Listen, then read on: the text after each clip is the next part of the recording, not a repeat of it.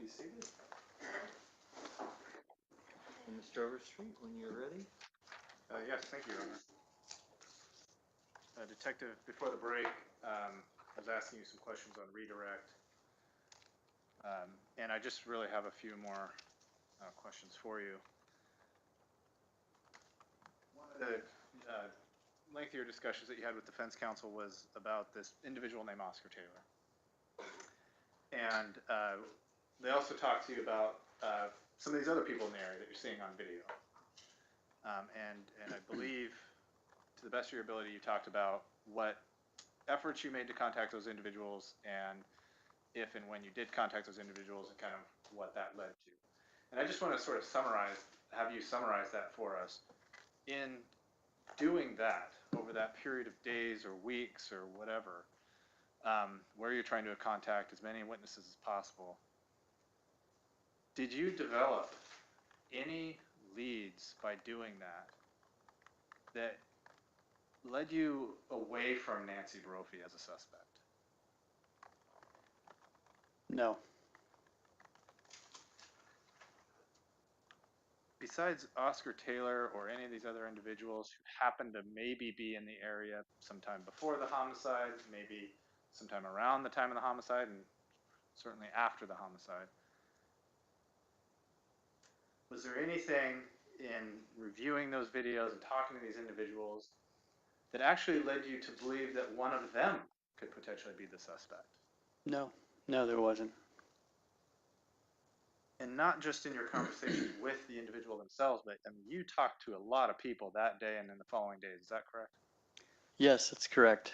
And as I mentioned before, we were there all day, not just me, but several uniformed patrol officers on the crime scene perimeter, several investigators, criminalists, forensic specialists collecting video.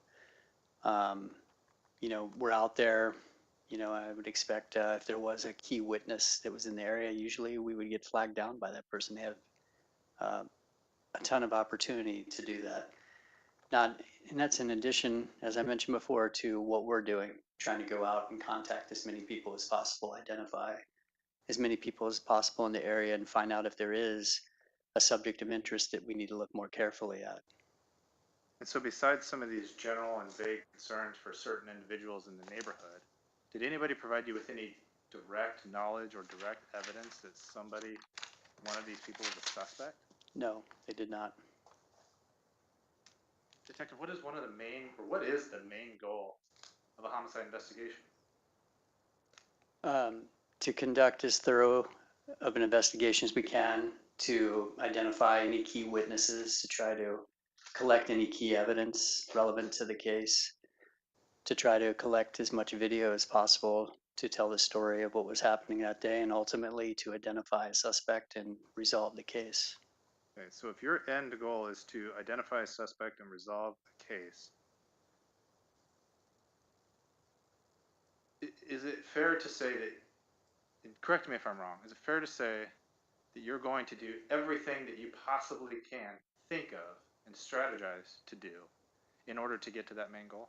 Yes. And do you feel like you did that in this case? I feel like we did, yes. Defense counsel asked you about, during the interview, Ms. Brophy brought up the fact that she only had purchased one firearm. And defense counsel asked you something about a gun kit, and whether Dan Brophy would build that for protection on the morning of it, something like that. But I want to sort of maybe rephrase that.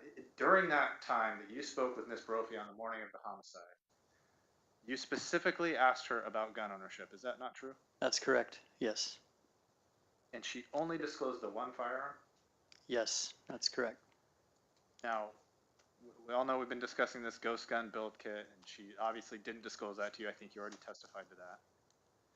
But did she did she tell you at some point during that interview or after or any time in the following months that she could have had contact with you? Did she ever reveal that she bought a slide and barrel? Objection, Your Honor.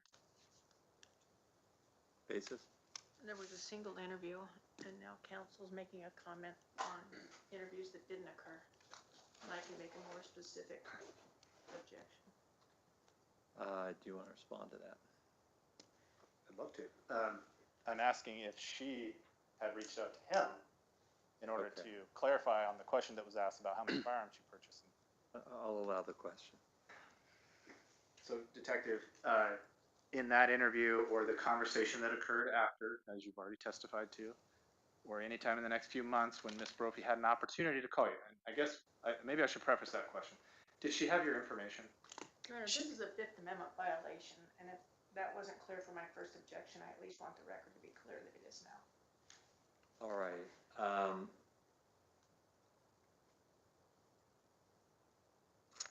going to have the jury step out for just 1 minute.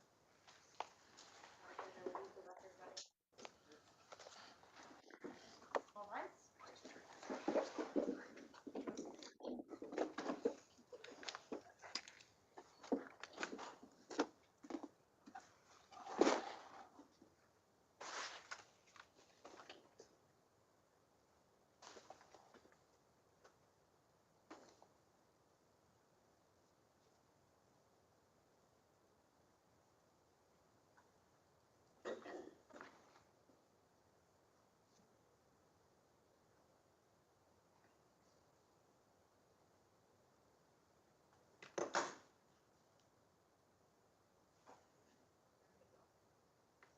I just want to make sure I understand this next, because I think I do, and I don't think I did initially. Your objection is that this is essentially a comment on her right to remain silent. Yes, Your Honor. How would you respond to that? Your Honor, I guess, and I think I kind of understand. I think the response is that the detective has now had this recorded interview that throughout the investigation determined that the things that were said in that were not true. And I guess where I was going with that was, did she ever attempt to contact you to clarify that what she told you was not true and give an explanation as to why? I think I could probably rephrase the question to avoid any muddy area to say, during that interview or any other interaction that you may have had, did she? Well, I think you've asked him what she has said in her interview, and he's answered that. I think it gets pretty close. I'm going to sustain the objection. Okay, and I guess the only thing I would want to touch on is that they did have that conversation after that's not recorded. Oh, sure. If you want to ask about the conversation they had that wasn't recorded, if you feel like the detective hasn't already answered that question, you can ask that. But I want to make sure we're not. Go ahead. Well, if there's a second conversation with Detective Merrill besides the generalized, do you want to go home with somebody, then that hasn't been disclosed. I think that's what you're talking about, are you not? The conversation. I have heard testimony that there was a recorded interview, and that immediately after the interview, there was some continued discussion about how she was going to get home and how she was going to go with Detectives Broughton and Beniga. Are you talking about something beyond that conversation? No, and I think as we talk this through, Judge, I think the question probably most appropriately be rephrased is, did she tell you that she purchased the slide and barrel on eBay that was the same size and caliber of the gun that she did tell you about? I think that would be the more appropriate question. But when? When? You're saying, did she tell you that when? What are you tying that to? Either during the interview or during this time after it was not recorded. And instead of asking, when did she contact you to correct this lie, instead of saying that, and I guess I understand defense's objection for that purpose, just asking, did she disclose? Just like we did with the ghost gun kit, did she disclose that to you? During the recorded interview or during the conversation right after? Yeah, frankly, any conversation that they had, maybe there was some brief conversation before. I don't have any reason to think it occurred before, but was there any disclosure by defendant about this ghost gun build kit? He's already testified to that. There was no disclosure. I guess I could focus just on, well, was there disclosure of this slide barrel that was purchased on eBay? Okay, assuming for the moment, Ms. Maxfield, and if you feel like the question isn't getting at that, but assuming we're talking about the day, June 2nd, where there's this recorded interview and this very brief non-recorded conversation, do you have an objection if it's asked within the parameter of that. I do, because it's not even like there was a question asked that she answered incorrectly. They're just saying between this, they want the comment on her silence between the time that she left the recorded interview and the time that she gets in her car. They've already established that she was willing to let someone else drive, but now that what they want to do is to go back to the core parts of the interview and say it is a comment on her silence, that she did not volunteer these things on her way to the car. I don't know how it's anything but a comment on her silence. Because the answer is going to be no. Right. I think I'm going to sustain the objection. I think the witness has already talked about what she said during the interview and the discussion that happened afterwards. Understood. Let's bring the jury back in. Would you like me to use the record then? No. Okay. We'll go off record and use the WebEx, and I will go ahead and get the jury.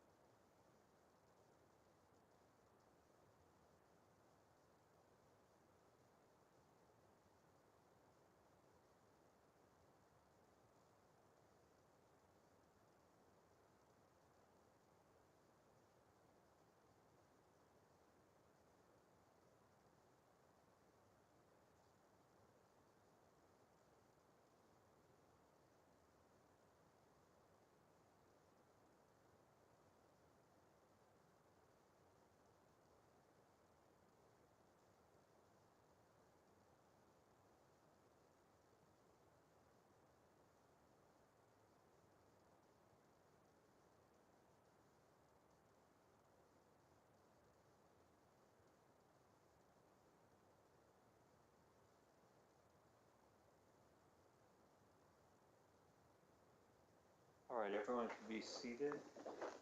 I did sustain the objection, so Mr. Overstreet, if you can ask your next question.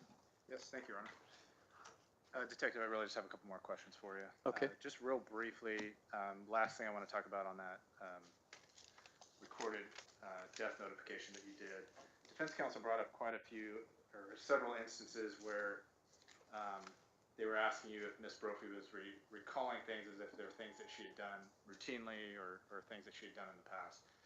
But just from your own perspective, from listening to that interview, from being there, was she or was she not responding to specific things that she was actually doing that morning? Can you give us an example?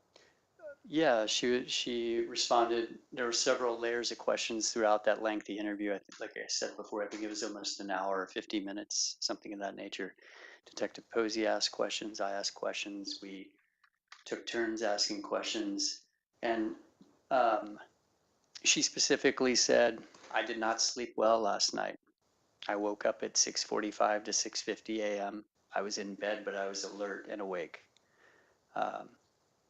Dan came up to take a shower. There was a conversation.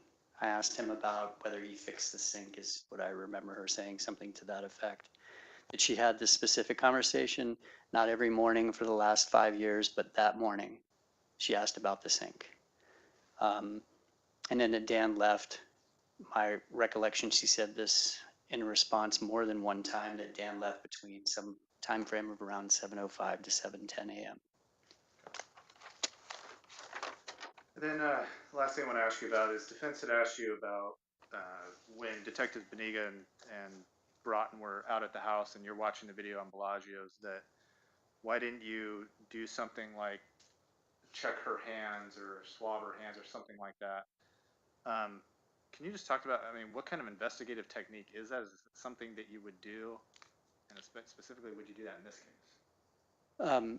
At that point in the investigation, we saw something that we knew we had to confront. We needed to further investigate it. Does that mean I'm going to run out and swab her hands because I think she shot her husband right then? No. I need to take the next step. The next logical step is, let's make sure this is the van. It looks a lot like it. It looks like her in the van based on the video I'm looking at, because we just saw her. We just saw the van. We just saw her drive away with Detective Broughton. But the next step is we need to confirm that. We're not going to run out and swab her or arrest her. We need to confirm that's her, the van that we're seeing in the video, by doing a comparison with a picture that's taken that very morning, the same morning, that we can look at and see if there's specific details on the van that match, and that's what we did. What about this idea of swabbing hands? I mean, this is, correct me if I'm wrong, 5 hours after the murder that this interaction would be occurring back at the house? Well, in my experience, my training, there's not a definitive answer that says this is the perfect setting, but once time has gone by and somebody has the opportunity to clean up, wash their hands, a lot of that type of evidence can dissipate, obviously, especially time and cleaning, things of that nature. And, quite frankly, in my experience, we have not swabbed a lot of people's hands for a gunshot residue, in my experience. And is that something that you can just force people to do, or are you required to get a search warrant to do that? Yeah, you would have to get consent or a search warrant for it. And then would all of that kind of value in the investigation of that portion, would that kind of go out the window if the person was just wearing gloves? Absolutely. I don't believe I have any other questions, Your Honor. All right. You can step down. Thank you.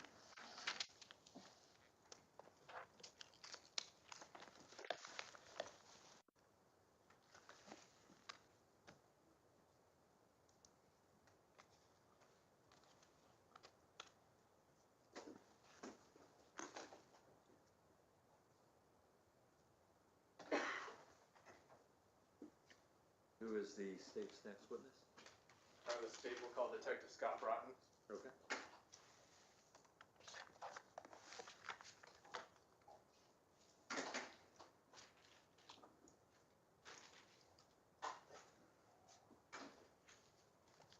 All right, Detective Broughton, we'll have you come up here and stand in the witness box. I don't have a seat just yet. My clerk will give you a note.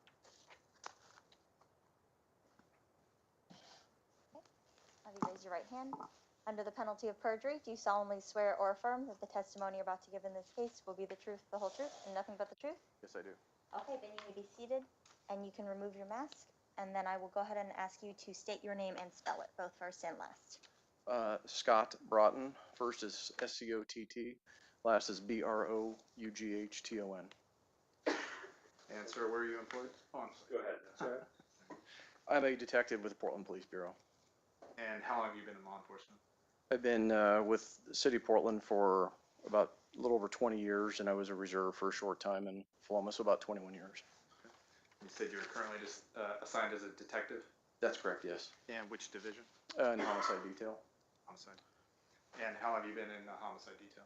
I believe about 4.5 years. And you're still currently assigned there, is that correct? That's correct, yes.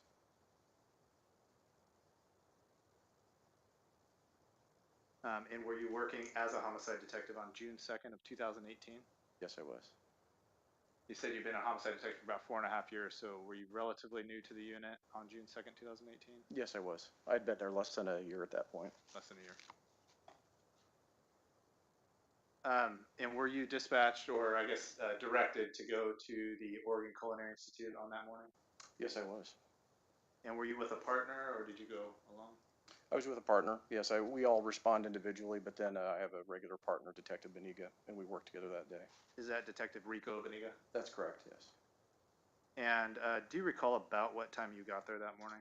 I do not actually recall what time I got there. I believe the page came in at 8:50 in the morning, but I don't recall what time I arrived. Sure. Okay. Would have been sometime after 8:50, safe to say. That's correct, yes. Okay. And when you arrived, was it immediately clear what your role was, or were you waiting for an assignment once you got there? I was waiting for an assignment. So we usually will wait for the investigative team to arrive, be assembled, and then learn details of the case at that point. And given that you weren't given an assignment yet, did you attend this briefing in the mobile precinct? Yes, I did. Was it after that briefing that you were given an assignment? Yes. And I don't mean immediately after, but sometime after that you were given an assignment. Usually the assignments take place as the briefing is going on. Okay. And was one of your assignments to interview some people involved? Yes, there was. And who did you interview? I spoke with a Dorothy Damon, a Frank Hartbelt, and Francisco Jaramillo. Okay. And did you do those interviews on the scene? Yes, I did. Okay. After you were done with those interviews, were you given another task? Yes, I was. And what was that task? To assist Miss Brophy home in her car to check on a Glock handgun. Okay. So you've done your interviews that you were assigned to do, and then who tasked you to take Miss Brophy home? It would have been possibly my sergeant, Ken Wadham, or possibly Detectives Merrill or Posey. Okay. And did you meet Nancy Brophy that morning at the Culinary Institute? Across the street from me, yes. Across the street? Okay. Yes, on Jefferson. I see. And do you recall having interaction with her at that time? Yes, I do. And what was that interaction like?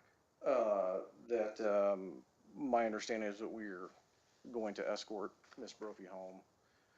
She directed me with Detective Beniga to her van, and then I asked, she handed me the keys to her van, and I asked her if she wanted me to drive. And then did you in fact drive her home? Yes. Was there anybody else in the van besides you two? Yeah. Okay. What about Detective Beniga? Why did he not ride with you guys? To give me a ride back to the scene. So he drove his own car also to Miss Brophy's home? That's correct. Now, at this point in the morning, when you're having this interaction with Miss Brophy and attempting to drive her back home, had you had any information that would lead you to believe that Miss Brophy at that time was a suspect? No. So you drove her home. Do you recall about how long that took her to drive her home? We left the parking lot where her van was parked at approximately 12:16 in the afternoon and arrived at her house at approximately 12:26, so I'd say about 10 minutes. And anything unusual about the drive? Meaning, was there traffic, fallen trees, anything that was preventing you from? No, not that I recall. It seemed like a normal drive? Yes. And it took about 10 minutes. Correct. Okay. Did you have a discussion with Miss Brophy while you were driving her home? Yes, I did. Can you kind of recap some of the things that you two talked about? Sure. At some point, it possibly could have been before we got in the van, Miss Brophy asked me how she would have been notified of Mr. Brophy's death, and I told her that detectives would have found her some way or another. And on the way to her, while we were in the van, she told me that Dan's death was going to be hard on Mr. Brophy's parents. She said that Mr. Brophy's parents were like her parents to her, that her parents had been deceased for some time, and that Mr. Brophy had a child. Okay. Did she indicate that Mr. Brophy's child was an adult, or whether he was, whether the, I don't recall. did you have any discussion with Ms. Brophy about a firearm that she had purchased? Yes, I did. And what was that discussion? Well, Detective Merrill told me that he wanted us to go check on a Glock handgun, so I asked Miss Brophy how she'd landed on purchasing a Glock handgun. She told me that there was, I believe, a school shooting in February, and her and Mr. Brophy were at a party sometime in the past and realized they were the only ones that did not own a handgun, so they decided to buy a handgun. Okay. And yeah. And you're saying that was in response to your question about what it is about the Glock, why they decided to actually purchase a Glock over any other gun? Yes, that's correct. Did she provide any other context as to why the Glock over any other brand? Miss Brophy told me that she went to a gun show and shopped for guns and told me that and identified the gun, a Glock, as something to purchase, and paid, I believe $500 for it. Okay. So were you under the impression at that point that she was telling you that she decided on that gun basically while she was at the gun show? Is that kind of the context? That was my understanding.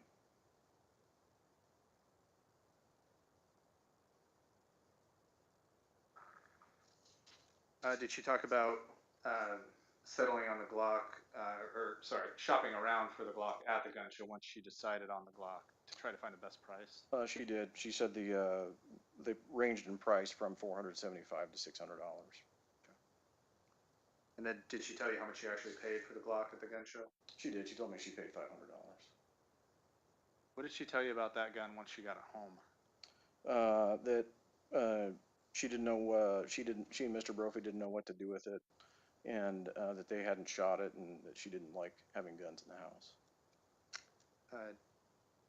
Did you get the impression that she had ever actually handled this firearm? No. Now, she said as soon as she got it home, she realized she didn't like this gun. Did she say why or how she didn't realize that while she was at the gun show? No, but I don't recall asking. Did she tell you about her feelings about guns in general? That she didn't like guns and never wanted them in the house. Okay, so she's telling you she never liked guns and never wanted them in the house, but she's telling you at the same time that she went out and purchased a gun. That's correct.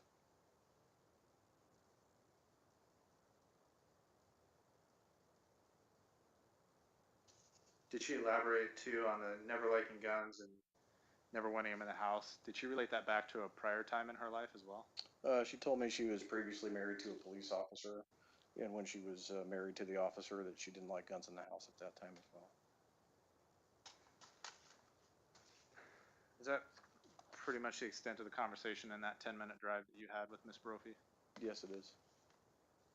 Once you got to the house, where did you park and where did you go?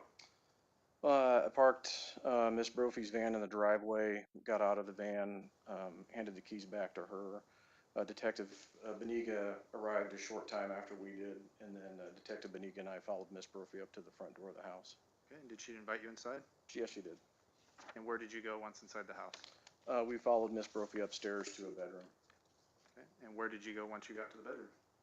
In the bedroom. And then where? As I recall, I don't recall if we were in a closet or a bedroom area, but that was it. Okay.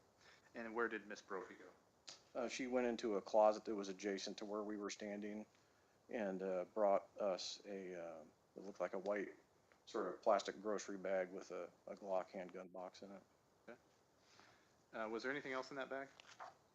I believe there was paperwork for, I believe, a receipt for the gun. I don't recall if there's anything else in there or not. And was the case closed? I believe it was.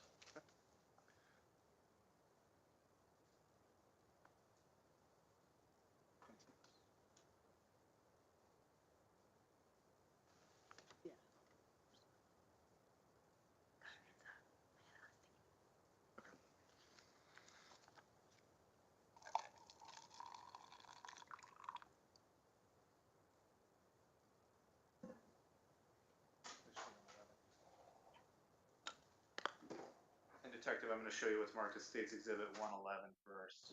Okay. I'll pop up and just, there it is. Yes. Could you describe what we're looking at in this photograph? Yeah, that's a photo of a handled portion of a Glock gun box. And is this, to the best of your recollection, does this appear to be a photo that was taken that morning while you were collecting the firearm at Ms. Brophy's residence? Yes, it is. And then I'm going to show you State's Exhibit.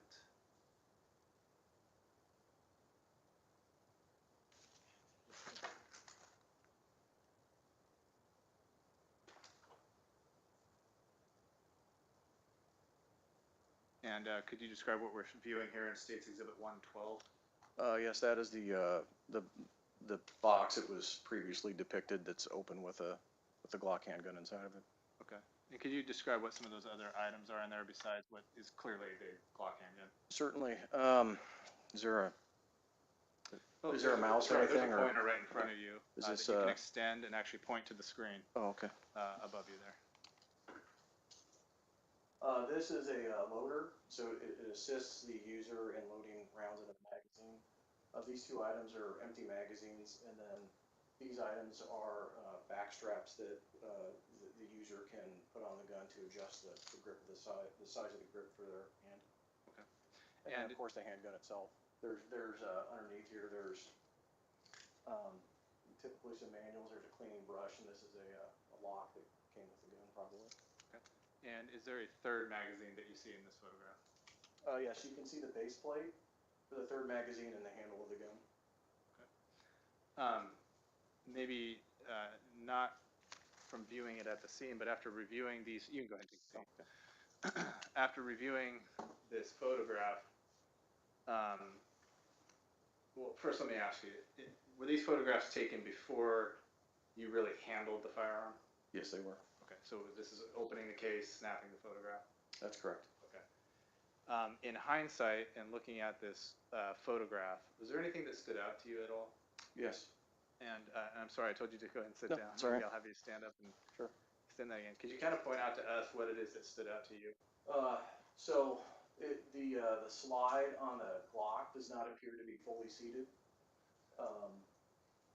So I don't recall trying to, after I saw that, manipulating the gun.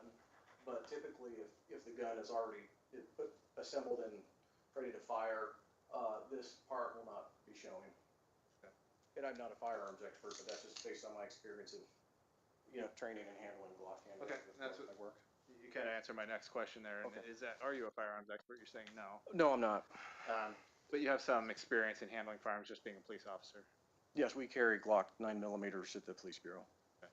And so if this firearm had been racked and made safe, would you expect it to look like this? No. And is what you're saying that you'd expect that slide and barrel to be seated further back on the frame? That's correct, yes.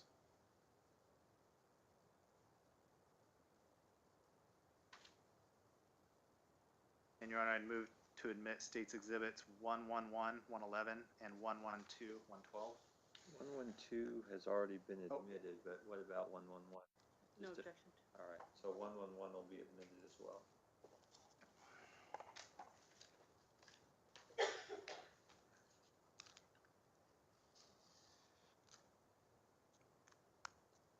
Okay. And so at this point, is this just you collecting the firearm? That's correct. Okay. And as part of the collection of the firearm, do you have the individual fill out some sort of paperwork or anything indicating that you're taking the firearm? Yes, and in this instance, I filled out a search by consent form and then a property receipt for the firearm.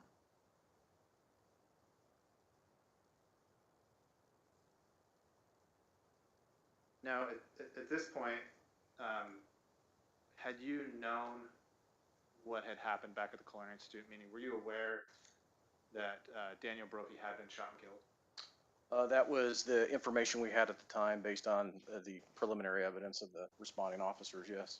Okay. And were you under the impression that by the time you left the Culinary Institute and you were at Miss Brophy's house that you didn't have any suspect information at that point? That's correct. Okay. Did Miss Brophy ever express a concern for her own safety while being back at the house? Not to my recollection, no.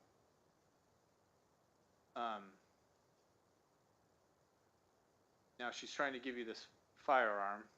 Were you under the impression that without Mr. Brophy there, that she was there alone? That was my understanding, yes.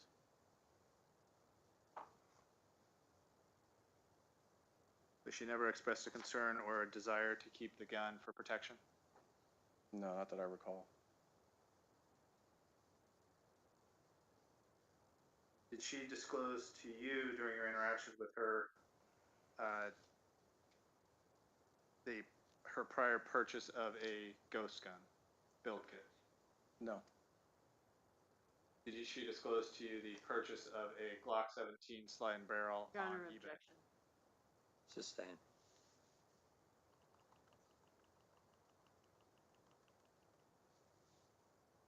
Now, you said that she already had explained to you why she bought the gun. That was in response to some sort of school shooting earlier that year, earlier in February, I think you might have said. That's correct.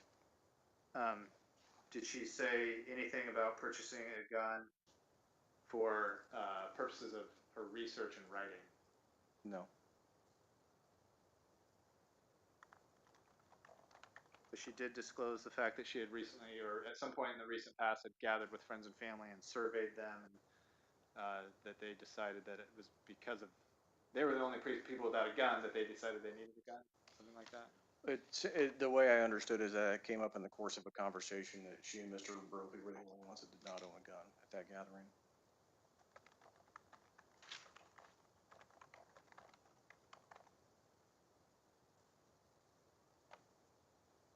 Now, she said that she decided on the Glock essentially while she was at the gun show, and that's why she purchased that one. I think your direct question was, why did you settle on the Glock? Is that correct? Yes, I asked her how she came to settle on the Glock, yes. Did she disclose to you that she had actually Your Honor, previously same objection. Well, since she answered this question, I will allow this question and answer since it's in the context of this particular question that was being asked. And so to reiterate, Detective Broughton, because I want to make sure my question is very clear and get a direct answer, that you had asked her how she had settled on the Glock handgun, and she had disclosed to you that basically, essentially, is when she was at the gun show that she settled on the Glock handgun. Is that correct? That's correct. Okay. Did she disclose to you that she had actually previously done research online regarding Glocks? Your Honor, the same objection. All right, I hear the objection, but I'm overruling it. I'm sorry, you say that again? I'll restate the question. Did she disclose to you that she had actually previously done research regarding Glocks online? No.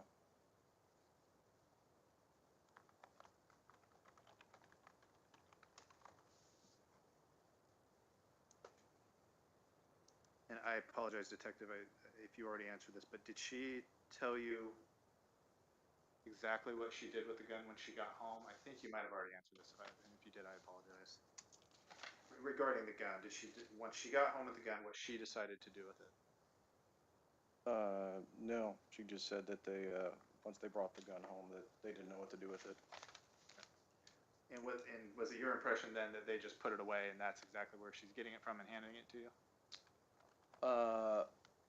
It was my impression that they didn't do anything with it.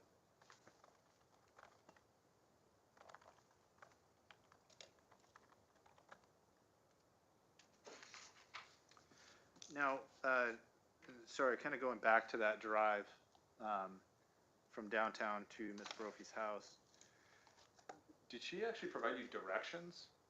Yes, she did. Okay. Were these like turn-by-turn directions? Yes, they were. And I guess, did she give you an address that you punched into a GPS and you followed that, or were you following her directions? To my recollection, I was following Miss Brophy's directions. Okay. Did she at all seem confused about which direction she needed to send you and which turns and things like that, or was she very clear in her directions to you? She was clear in her directions to me. What about when you got back to the house? Did she actually direct you where to park? She did. She directed me to park in the driveway.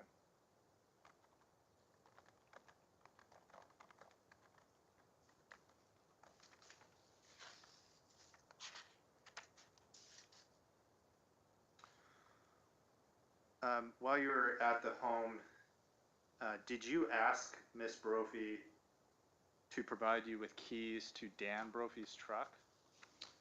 I asked Miss Brophy if there was anything else, so I had filled out the paperwork that I mentioned before, collected the gun and was downstairs at the door and asked Miss Brophy, was there anything else? And then she recalled that to give me Mr. Brophy's truck keys. Okay, so she offered that and recalled that? Yes. Were you under the impression that that was something that you were going to be collecting there, or did you think you were just getting the gun? I don't independently recall if it was just the gun or if there was keys as well. But you didn't ask her about the keys? Correct. She offered that? Yes.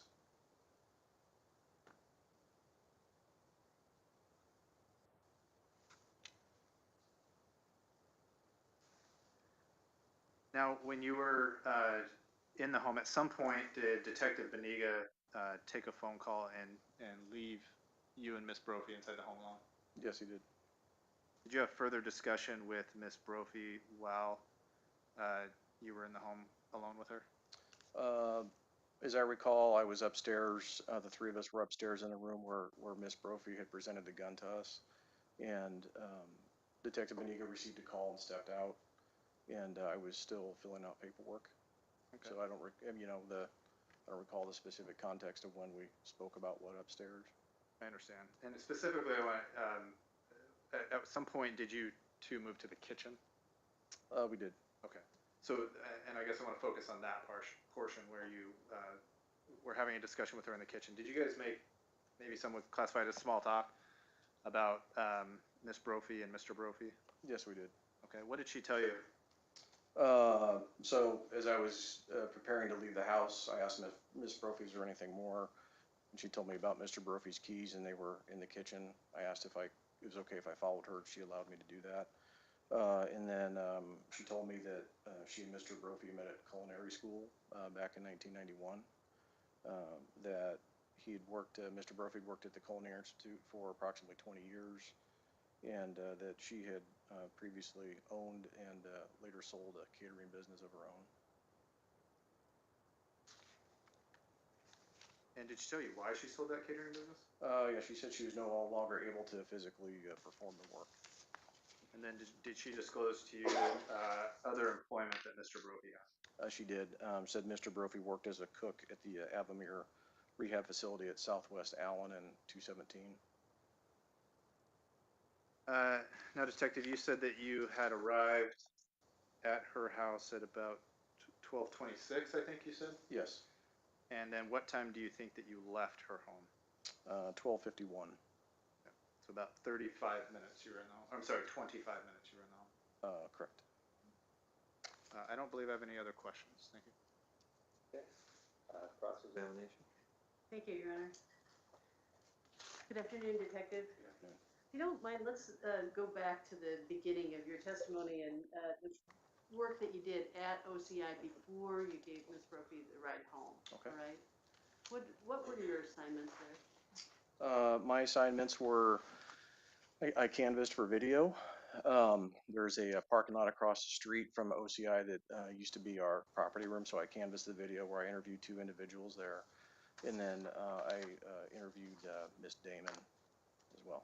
Okay, and you mentioned that. So I'd like to show you a couple of exhibits and see whether those are the building that you're talking about, the one that used to be the police evidence room, and whether you observed what's in these photos. Could you start with 224, please? And then from that angle, do you recognize that building? I don't. Is there a wider view? Yes, there is, and I'm not sure. It's 224 through 227. Why don't you run through those until we find one that's pulled back a little bit?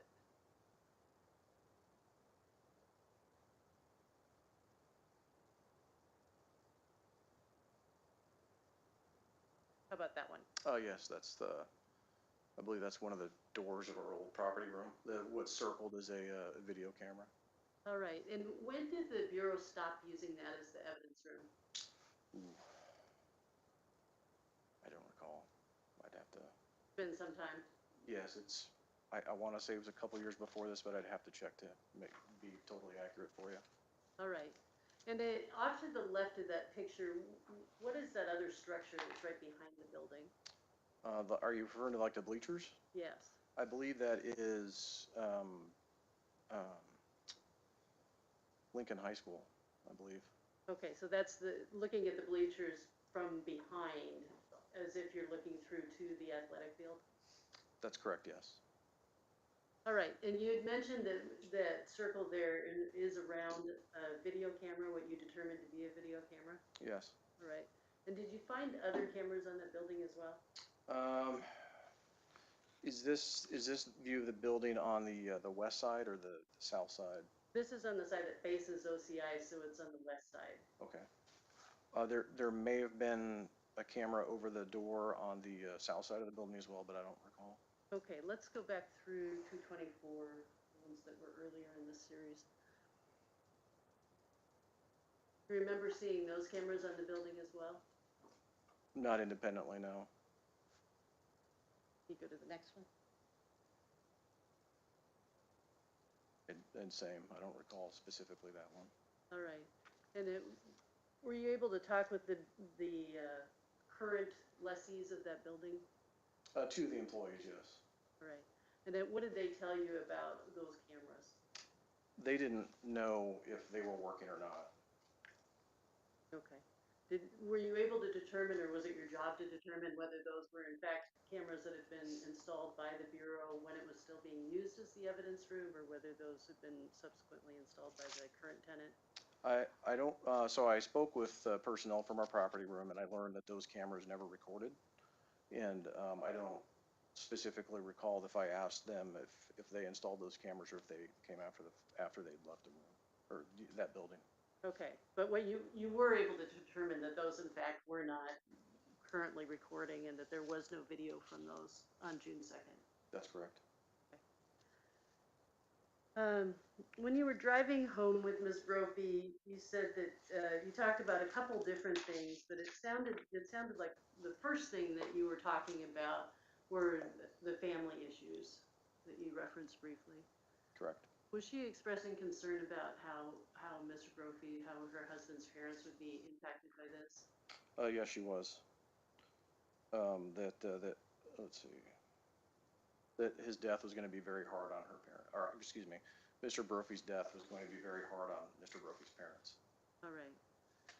And so you spent part of your ride, you thought it was what, 12-minute ride or so? Approximately 10 minutes. Okay. You spent part of the ride talking about them and how she was going to work through that with them? That she said it was going to be hard on his parents, yes.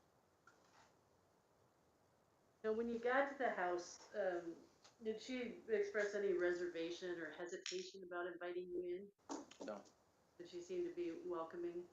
Yes, she did. And she took you right upstairs to a bedroom that was on the second floor of the house? That's correct. And then she went into that bedroom and into a closet to retrieve the gun for you? Yes, I was. We were in a room, and then, as I recall, we were standing fairly close to a doorway that led into a closet, and that's Miss Brophy went in that closet and retrieved the gun. Okay, so you could see what she was doing in the closet the whole time? I don't recall if we had our eye on her the whole time or not. Okay, but how far would you say you were from her when she went in to get the gun? I'd estimate well under 10 feet. All right, and then did she hand it to you or Detective Beniga? I don't recall. I don't, we were both standing there. I don't recall if she handed me the bag or Detective Beniga. Okay. So what is your process typically if somebody is surrendering a gun to you, whether you're seizing it or whether you're taking it for safekeeping? What's your process when somebody actually physically hands a gun to you? To ensure that it is safe. How do you do that? Usually, typically, we'll remove the magazine and make sure that there's nothing in the barrel. And at what point did you do that in this instance? I don't recall if I did it or not. I know that there was a zip tie in the barrel, so I knew that there was nothing in the barrel. And I can't recall if I ejected the magazine or not. And is it also true that you don't have any recollection of whether Detective Beniga did that? I'd have to ask him. I don't remember. one of us did that or not, but I do know that there was a zip tie in the barrel of the gun, and including anything from being in there. Did you, when the case was open, well, on the way home, it sounds like Ms. Brophy had also said to you, we related conversation about her saying that they gotten the gun, but neither of them was comfortable with it. Was it on the ride home that she told you that it had never been fired, or was that a conversation you had in the house? It was on the way home. And she indicated to you that neither she nor Mr. Brophy had ever fired the gun? That's correct. And when you and Detective Beniga opened the case and were standing there, whichever one of you actually had it, did it appear consistent with the description that she'd given you?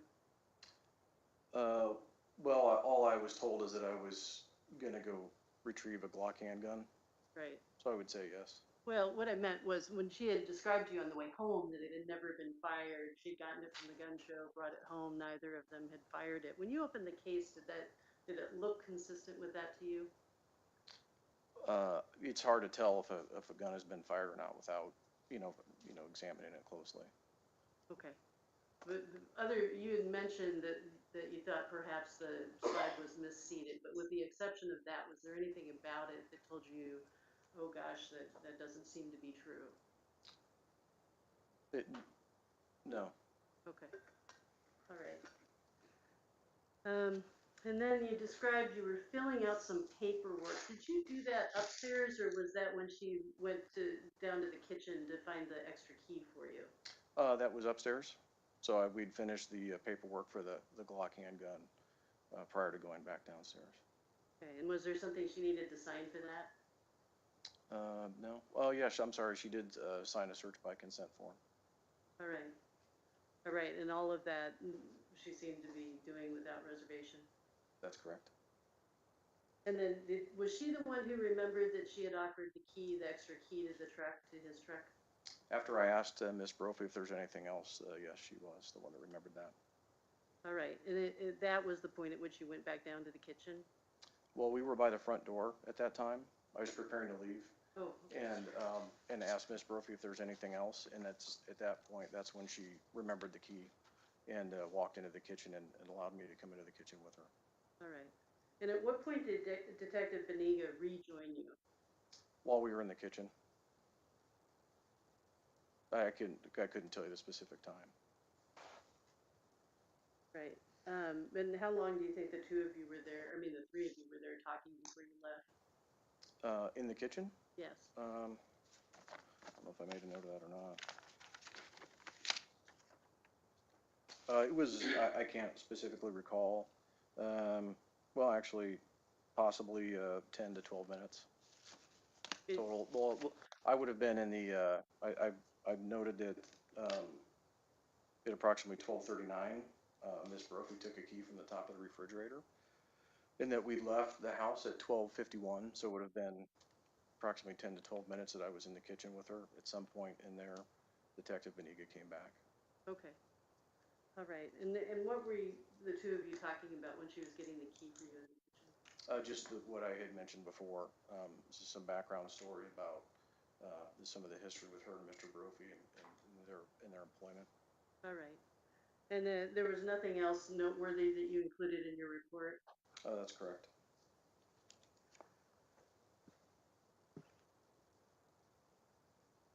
I think that's all. Thank you. Thank you. All right, direct. Yes, thank you. Just really one question, Detective. Sure. Were you under the impression that throughout your interaction with Miss Brophy that she fully intended and actually did want and desire to give you this firearm? Yes. I have no further questions. All right, may this witness be excused For the state? Yes. for defense? Yes, Your Honor. All right, you can step down.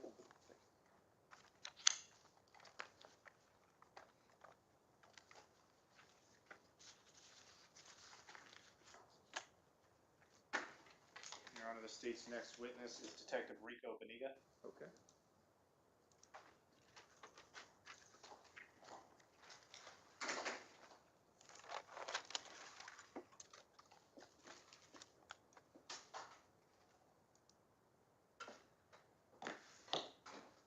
Detective Beniga will have you come and you can go ahead and step into the witness box. Just remain standing for a moment.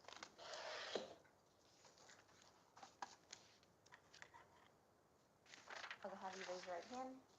Under the penalty of perjury, do you solemnly swear or affirm that the testimony you're about to give in this case will be the truth, the whole truth, and nothing but the truth? I do. Then you may be seated and you may remove your mask. And then I'll have you state your name and spell it, both first and last.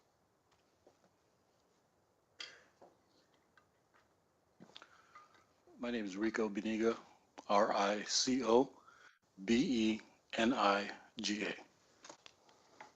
Okay, you can inquire when you're ready. Thank you, Your Honor. Detective Beniga, where are you employed? With the Portland Police Bureau, And how long have you been in law enforcement? 27 plus years. And where are you currently assigned? The homicide detail, As a detective? yes, And how long have you been a homicide detective? since 2007 or so, As of now, about 15 years or so? 14, 15, somewhere around there. And were you a detective before coming over to homicide? Yes, For about how many years were you a detective? about 3 years, I believe. And so safe to say you were working as a homicide detective on June 2nd of 2018? I was. And were you also directed to the Oregon Culinary Institute that morning? Yes. And your partners with Detective Scott Broughton, is that correct? Correct. Now, upon arrival, were you made aware of what your role was, or did that come sometime later? That developed, I believe, after the investigators' briefing, and they were assignments are handed out. And did you also attend that briefing in the mobile precinct? Yes, And were you also assigned to interview some people at the scene? yes. Do you recall who you interviewed?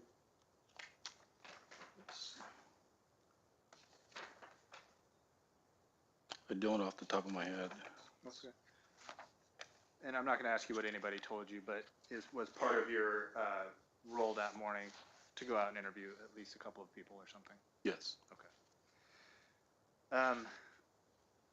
Later on that morning, did you actually meet Nancy Brophy? I did. And that was out at the scene? Yes, And were you part of the discussion regarding accompanying her back home to determine whether a Glock firearm was still there? I was. And did you accompany Miss Brophy back to her home? I did. But that was done in your own car? The bureau card, I followed Miss Brophy, who was being driven by Detective Broughton in her vehicle. And once you arrived back at Miss Brophy's house, did you also go inside the house? I did. And do you recall where you went once you went inside the house? To her bedroom, her bedroom area. And do you recall whether that was on the main floor, upstairs? I believe that was the second floor. And once you got up to what you believe to be the bedroom, did you see Miss Brophy retrieve the firearm, where she got it from? She did. She went into a closet and brought a white bag out and presented it to me. Okay. And did you get a chance to look at that firearm before it was actually collected? I did. And we're going to show you what's marked as State's Exhibit 113. Actually, I'm going to start with 112, which has already been admitted. I'm going to have you take a look at that first.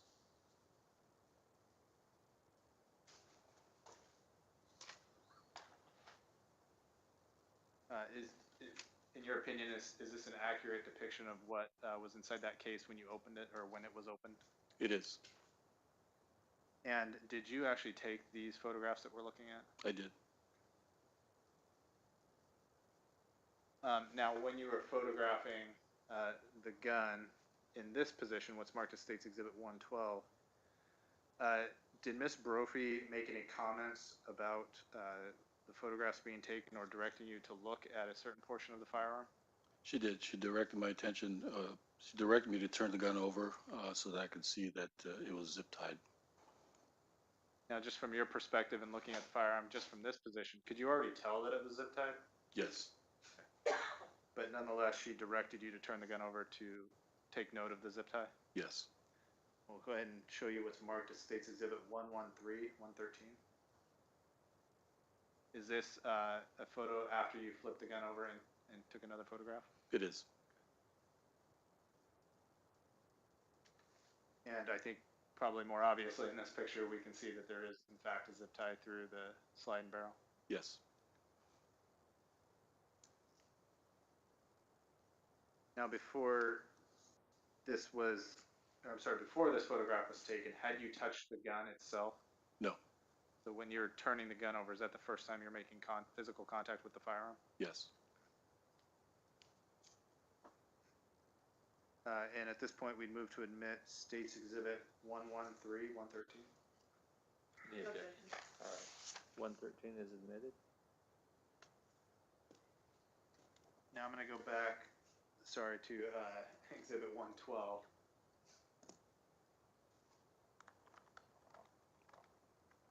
Upon further examination of the firearm and just viewing these photographs, is there anything out of the ordinary that sticks out to you? Yeah, the upper portion of what the slide, what is referred to as a slide, is what we call outer battery, or it's not seated as it should be. And with that green pointer there in front of you, if you could extend that and point on the screen behind you, what it is that you're viewing that makes you make those comments.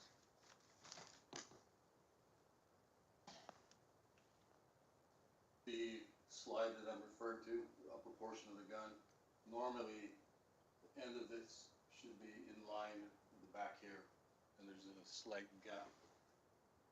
Okay.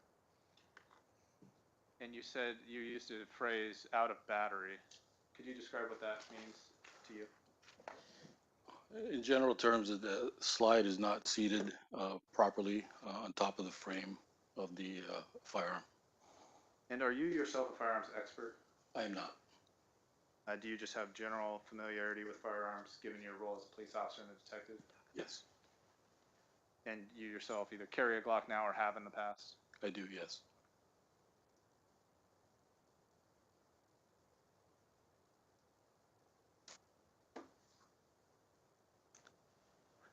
Now, in your opinion, in handling your own firearm, if this firearm had been seated properly and rendered safe, would you expect it to look like this? No.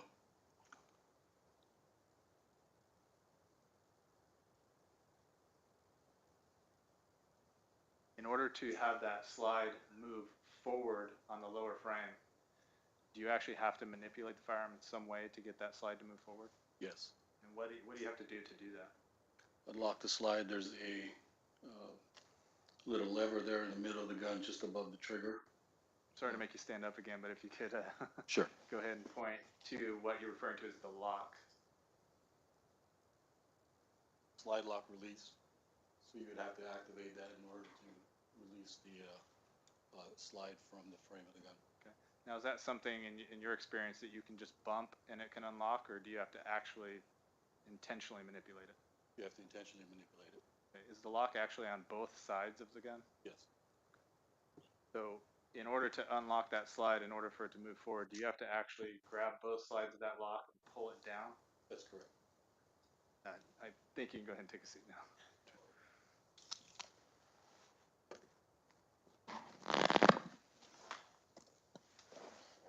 Now, while you're inside the house and examining this firearm, what kind of I mean, at this point, did you know that Daniel Brophy had been shot and killed inside the Oregon Culinary Institute? Yes. Okay. At this point, while you're meeting with Ms. Brophy and collecting this firearm, did you have any information that led you to believe that Ms. Brophy was actually a suspect? No. Did you receive a phone call from Detective Merrill or a text message from Detective Merrill while you were inside the residence? I did. And did you step out of the home in order to take that call? Yes. And did you leave Detective Broughton and Ms. Brophy back inside the house? Yes. Where did you go when you stepped out? I stepped out of the residence to the driveway area. And what what was requested of you at the time, if anything? To take photographs of Ms. Brophy's van that was parked in the driveway. And did you take several photographs of the van as it was parked? I did. And I'm going to have you take a look at State's Exhibit 114. This one of those photographs that you were talking about that you took? It is. Then I'm going to have you take a look at State's Exhibit 115. This also another photograph that you took? Yes, In fact, is that your reflection that we can see in the side of the vehicle? it is. And did you note anything in this particular picture that caught your attention? There was a horizontal scratch above the wheel well. As noted, it looks like there had been some rusting, which indicated that it was not a new scratch. And did you text or somehow otherwise deliver instantaneously these photographs to Detective Merrill or Detective Posey? I believe I did. I don't recall if I texted it. Perhaps I did. Okay, text or emailed or something? Yes. Okay. You didn't go and print them out and take them over to them or something like that? No. It was some sort of instantaneous transmission of some sort? Yes. And at this point, the state would move to admit exhibits 114 and 115. Oh, there are. 115 is already admitted, 114 is not. Any objection to 114? No objection, Your Honor. Okay, so 114 is now admitted. Thank you. After you took these photographs and sent them to Detective Merrill and or Detective Posey, did you actually go back inside the residence? I did. Did you ask Ms. Brophy any questions about taking the photographs? I did. I'd informed her, or I'd asked if it was okay if I had taken photographs of her vehicle. And first of all, why did you ask her if that was okay? It's just to document, in my mind, to document the vehicles that were present at the scene. And when you asked her if it was okay that you took the photographs, what did she say? She answered, quote, "Why I wasn't there this morning, I was at home," close quote. Had you said anything to her to indicate that you thought that she was there? I had not. Is there any prompting by you or that you remember of Detective Broughton to prompt that statement? No. I mean, other than asking her. Other than the question, correct. And you put that in quotes in your report, is that correct? Yes. And your testimony today is that that was a direct quote of why I wasn't there this morning, I was at home. Is that exactly how you remember it, and did you document that right away? Yes.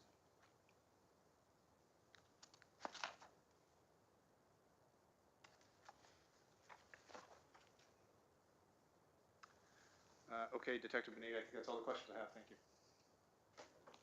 All right, cross-examination? Thank you, Your Honor.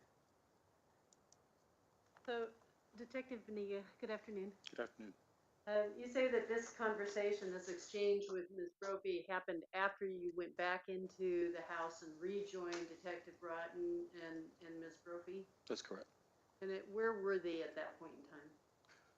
I believe they were outside the kitchen or in the kitchen area. She was looking for the truck keys, I believe, that belonged to Mr. Brophy. Okay, so she was still searching for the keys. You observed her doing that before she found it? I think she was in the process of doing that, or she was going to look for that.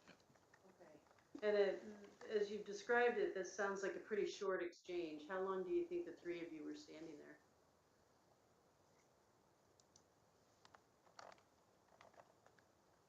Minute or so, perhaps, for the time I walked back in to for finding the keys. It was probably in a minute or two. All It right. wasn't very prolonged. I don't recall. And did you and Detective Broughton then leave and you gave him a ride back down to OCI or somewhere downtown? Yes. We returned back to the scene. Okay.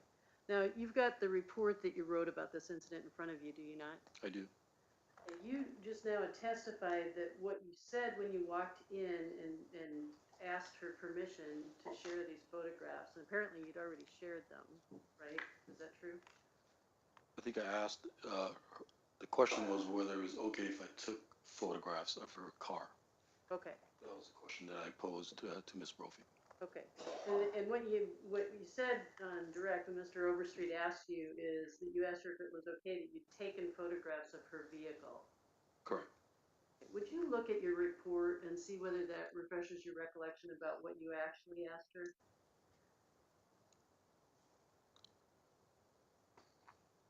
I asked Nancy if it was okay if I had taken photographs of her van in order to document the vehicles that were at the scene.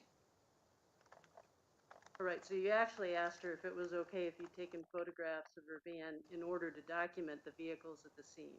Correct. Okay. All right.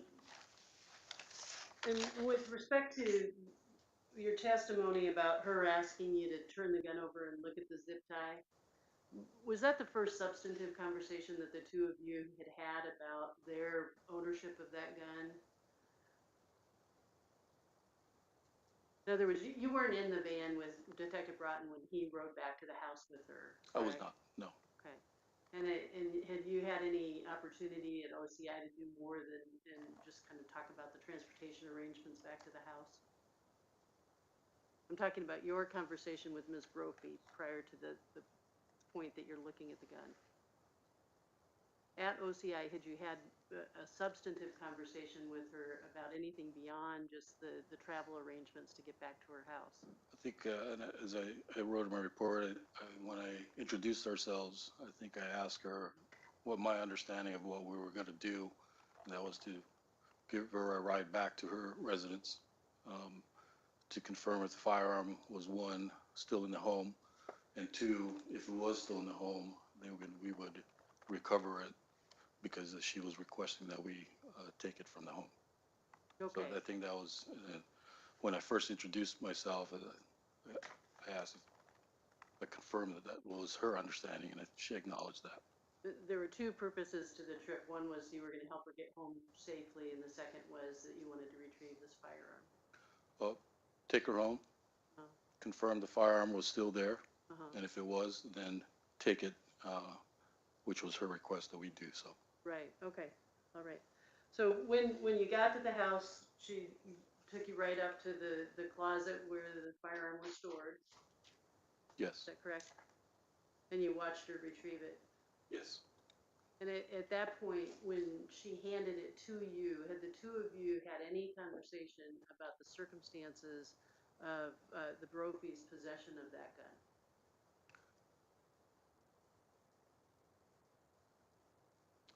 I don't recall. It seems like there was some talk about having purchased it, but she never did anything with it. But I can't recall how exactly that conversation went. It Okay. seemed like there was some conversation to that effect. All right. And her request that you look at it and observe the zip tie was consistent with her telling you that it hadn't been fired? Correct. All right.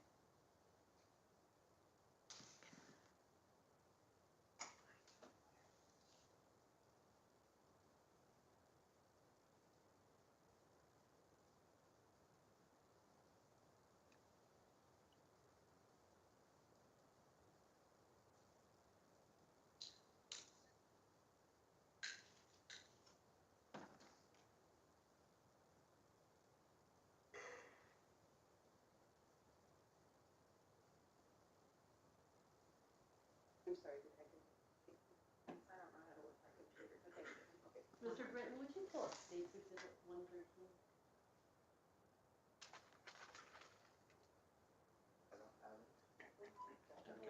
Oh, I'm sorry. Ms. Loeb, would you?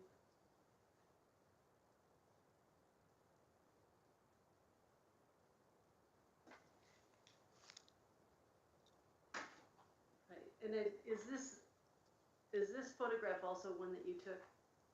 Yes. It is? Yes. All right. And was that taken upstairs in the Brophy home? Yes.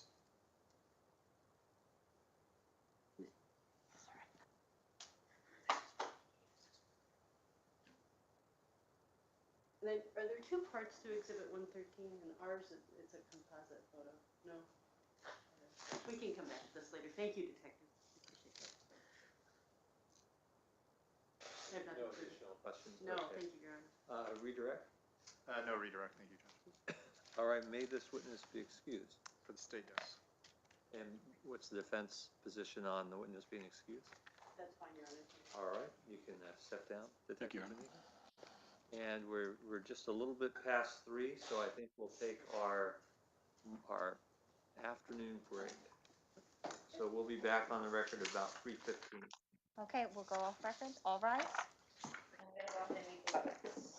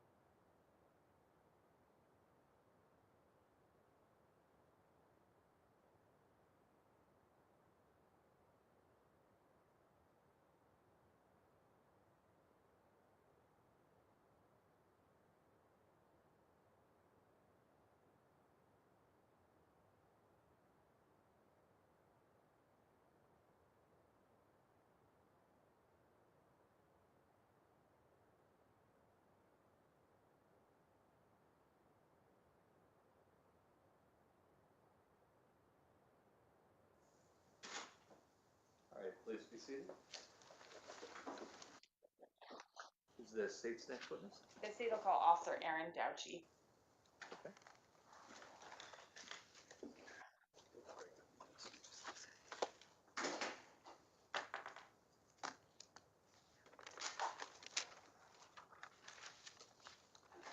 All right, and Officer Douchy, will have you step up into the witness box, but remain standing for just a moment while my clerk gives you a note. Okay, I'll have you raise your right hand.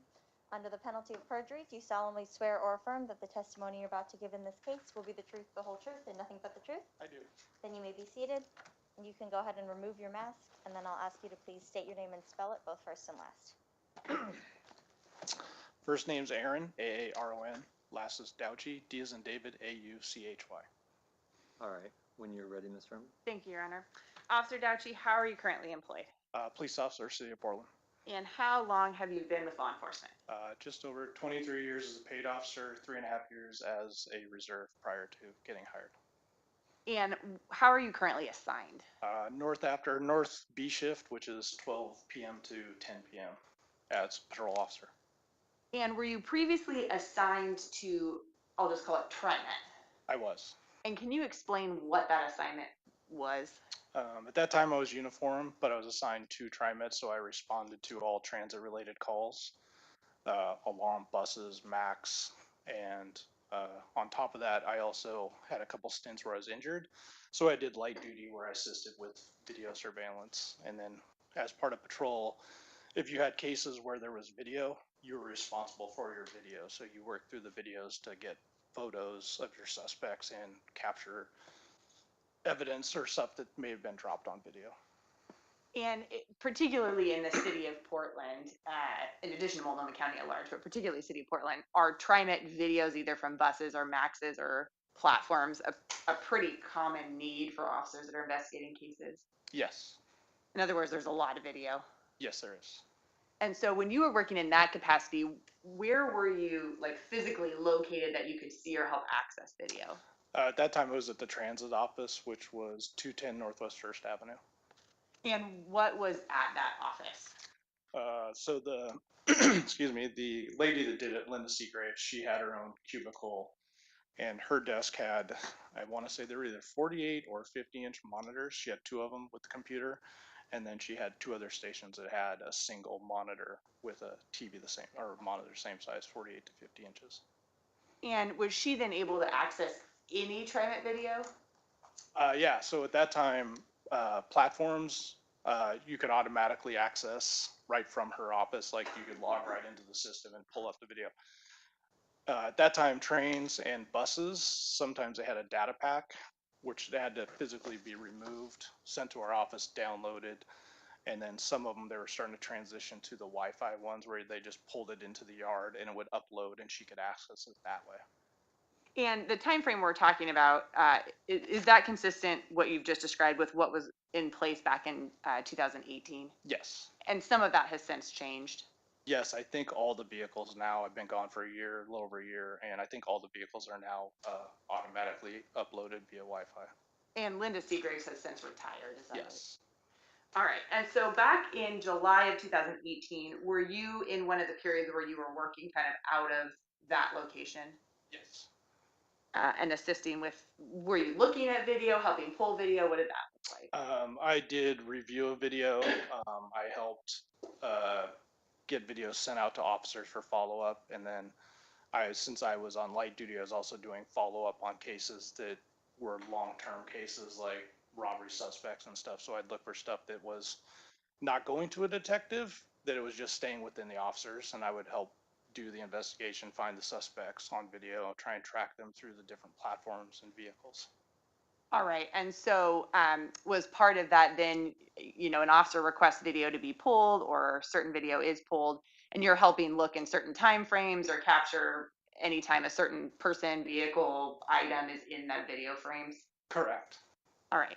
And in July of 2018, were you contacted by an officer related to the homicide investigation of the death of Daniel Brophy? I was. And do you remember who contacted you? Officer Eugenio. And so what did he ask you and or Ms. Seagraves to do? He asked us to look through the video that had been downloaded involving a minivan that was seen in the area of the homicide. I believe at the time it was prior to the homicide occurring. All right. And so did you assist? I assume you didn't do the downloading yourself. I did not. Were you able to then locate and view that video? Yes. And walk us through kind of what you did and what you were looking for. So the video had already been downloaded for their times. So at that point, it was the Goose Hollow transit station, which I don't remember how many cameras it has, but it has multiple covering the tracks, covering the ends, the crosswalks, north-south traffic is also captured on some of the cameras, just the way they're set up to cover the platform. So once I found the van, I literally just started kind of picking one screen at a time and just kind of slowly hit play. And when I started getting to the point, because they wanted me to see if I could identify a license plate, I literally started going frame by frame by frame until I could find the license plate. Once I started getting the license plate where it was not completely pixelated, I'd start to zoom in to where I could read it. And so are you using those big monitors that you described to do this? Yes. And it sounds like not only are you playing the video, but then you're pausing and zooming in on different parts. Correct. All right. And were you able to read part of a license plate? Yes. And what did you determine? So I determined that the first three were numbers and it was 067. And then I continued to, go through screen by screen. The first letter was a B.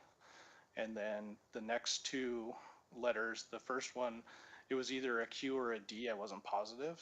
And then the last letter was a K or an X. And at that point, I contacted Officer Eugenio, told him what I'd found, and I told him what I believe the last two letters were. And at that point, he asked me to contact Detective Merrill. And just to be extra clear, you were not aware of what license plate was associated with this potential vehicle beforehand. Correct. He didn't tell me what the plate was until after I had told him what I thought it was. All right. And in the process of you reviewing this Goose Hollow video, did you also create still images of some of the video? Yes. And can you just kind of explain what that means or how you did that? The way the system was set up, you could basically do a screen capture of what you had. So whether it was the whole camera or your zoomed in picture, you could save that. And you're able to just save that image as like a separate photo? Yes. Okay. I want you to look at State's Exhibit 2.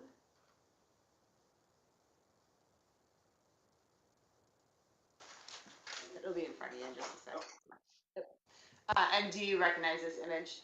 Yes. So this would be the Goose Hollow platform on the west end, looking west up Jefferson, and that is 20th. And this is a gray minivan coming northbound on 20th, about to turn eastbound onto Jefferson.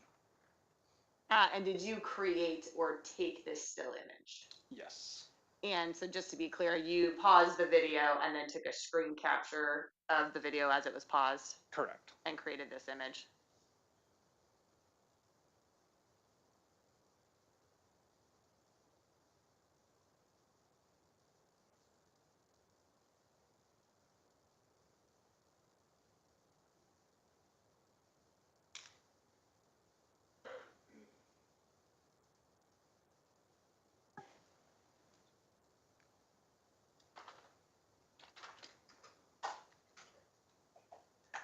And so just to confirm, what you conveyed to Officer Eugenio regarding the license plate was a 067B, and then you guessed that the last two were either a Q or a D, and then a K or an X. Correct. And what was the actual license plate associated with that vehicle? He told me the plate was 067 BQX or Boy Queen X-ray. And you learned that after you had guessed, looked at and determined what you believed it was. Correct. Thank you. That's all the questions I have. Oh, excuse me. I would admit State's Exhibit 2. Any objection to State's Exhibit 2?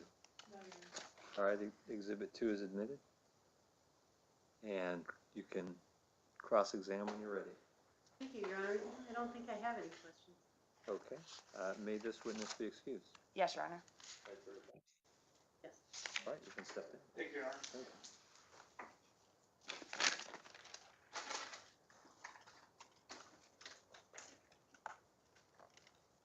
And the state will call Detective Travis Law. Travis Law, okay.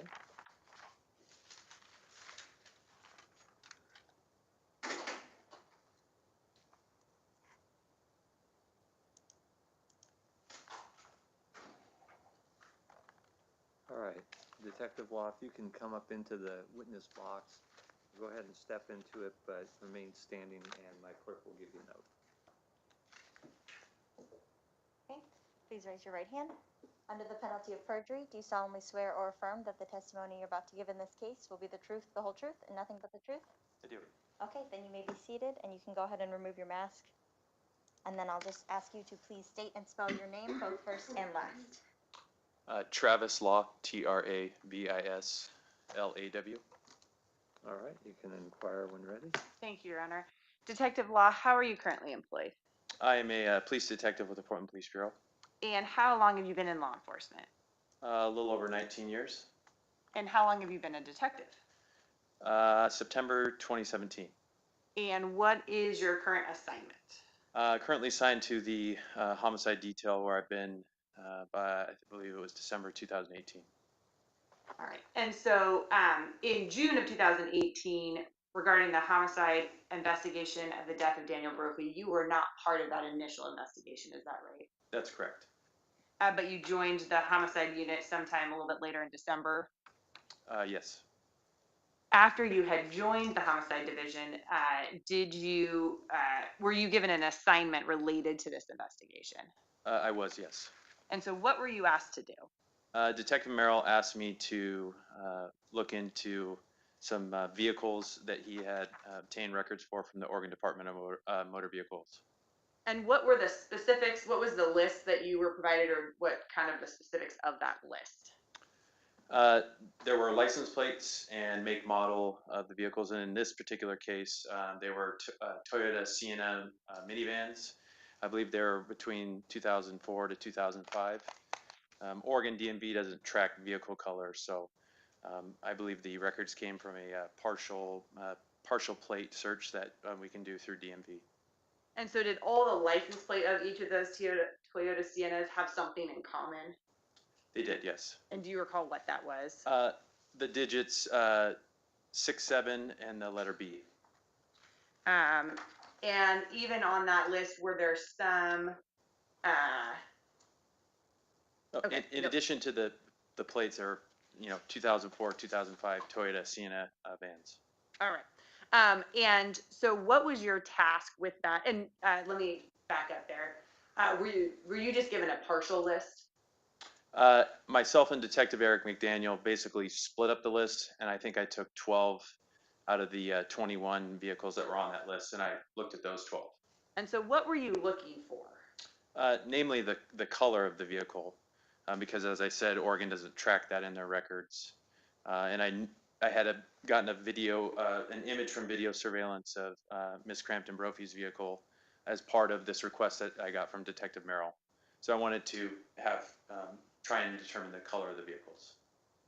All right. And so did you go through with each of those vehicles and determine each of those license plates and then determine the color of that vehicle? Yes, or in this case, I requested assistance from several different law enforcement agencies. I don't believe any of the vehicles were in the Portland area. I called around to where those vehicles were registered, spoke with law enforcement officials in those areas. In some respects, they would drive by the house and tell me this van's white or this van's red. They confirm the license plate. I received some other records from Carfax. Carfax has the color of the vehicle. In those records, I was able to exclude some of those other vehicles via the Carfax records. I believe one of the vehicles had traveled into Canada. I have a contact with the Border Patrol, and they determined the vehicle had gone into Canada and was not in the United States at the time of the incident. And then I think there were two specific vans that were gray that I got some photographs of from some of those officers. All right. And so if any of the vehicles, and it sounds like there were two, were a color either similar to or close to the color of the surveillance video picture, you got additional photos of that van? That's correct. Okay. And then were you able to compare those photos to the image from the surveillance video? Yeah, I had the Bellagio's Pizza image of the van and an image taken of the two gray vans, and namely the difference in those was the configuration of the rims of the vehicles. You were able to count the spokes of the rim and determine that the two gray vans were different, had a different wheel configuration than Miss Crampton-Brophy's van. All right. And so of the, well, and then let me ask you this. Did you also do some research into the van registered to Nancy Crampton-Brophy regarding its color? Yes, I obtained the shipping information regarding the vehicle, and I think the technical color name is Phantom Gray Pearl. And had you done that for the other two vehicles that were grayish in color? I believe once I actually got the photographs of the vehicles, I relied on those photographs for the color of the vehicles. All right. And so in the 12 vehicles that you looked into that had the numbers or number and letter 67B in the license plate and were Toyota Sienna vans, were you able to eliminate all 12 of them as being associated with the image in the surveillance video? Yes, I believe so.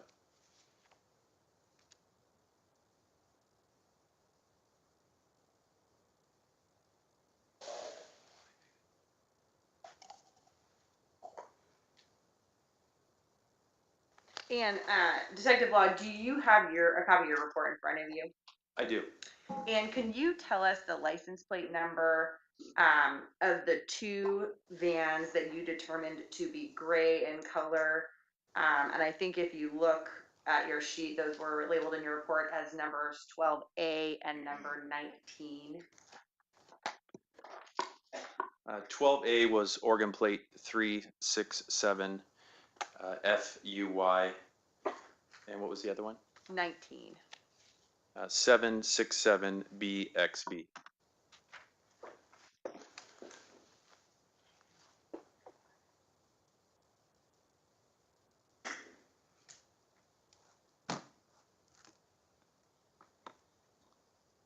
And so specifically with 12A, you had mentioned earlier that all of the license plates you looked at were 67B, but it looks like with 12A that was not the case.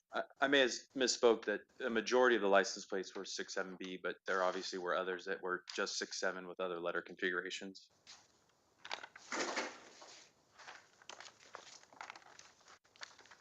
Thank you. That's all the questions I have. Cross-examination. Your Honor, again, I don't have anything. Thank you. All right, and may this witness be excused? Yes, Your Honor. And for defense? Yes. Okay, you can step down, Detective Law.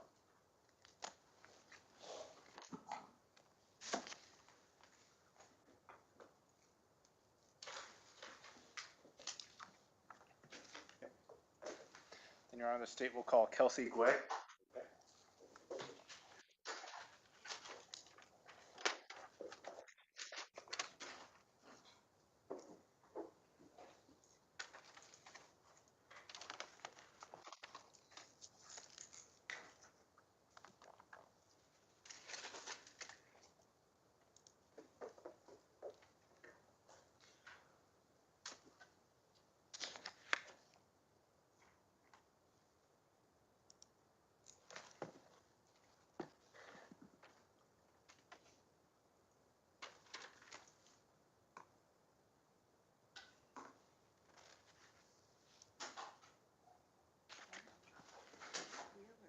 Wait, if you can come and step into the witness box, but just remain standing for the moment, and my clerk will give you a note.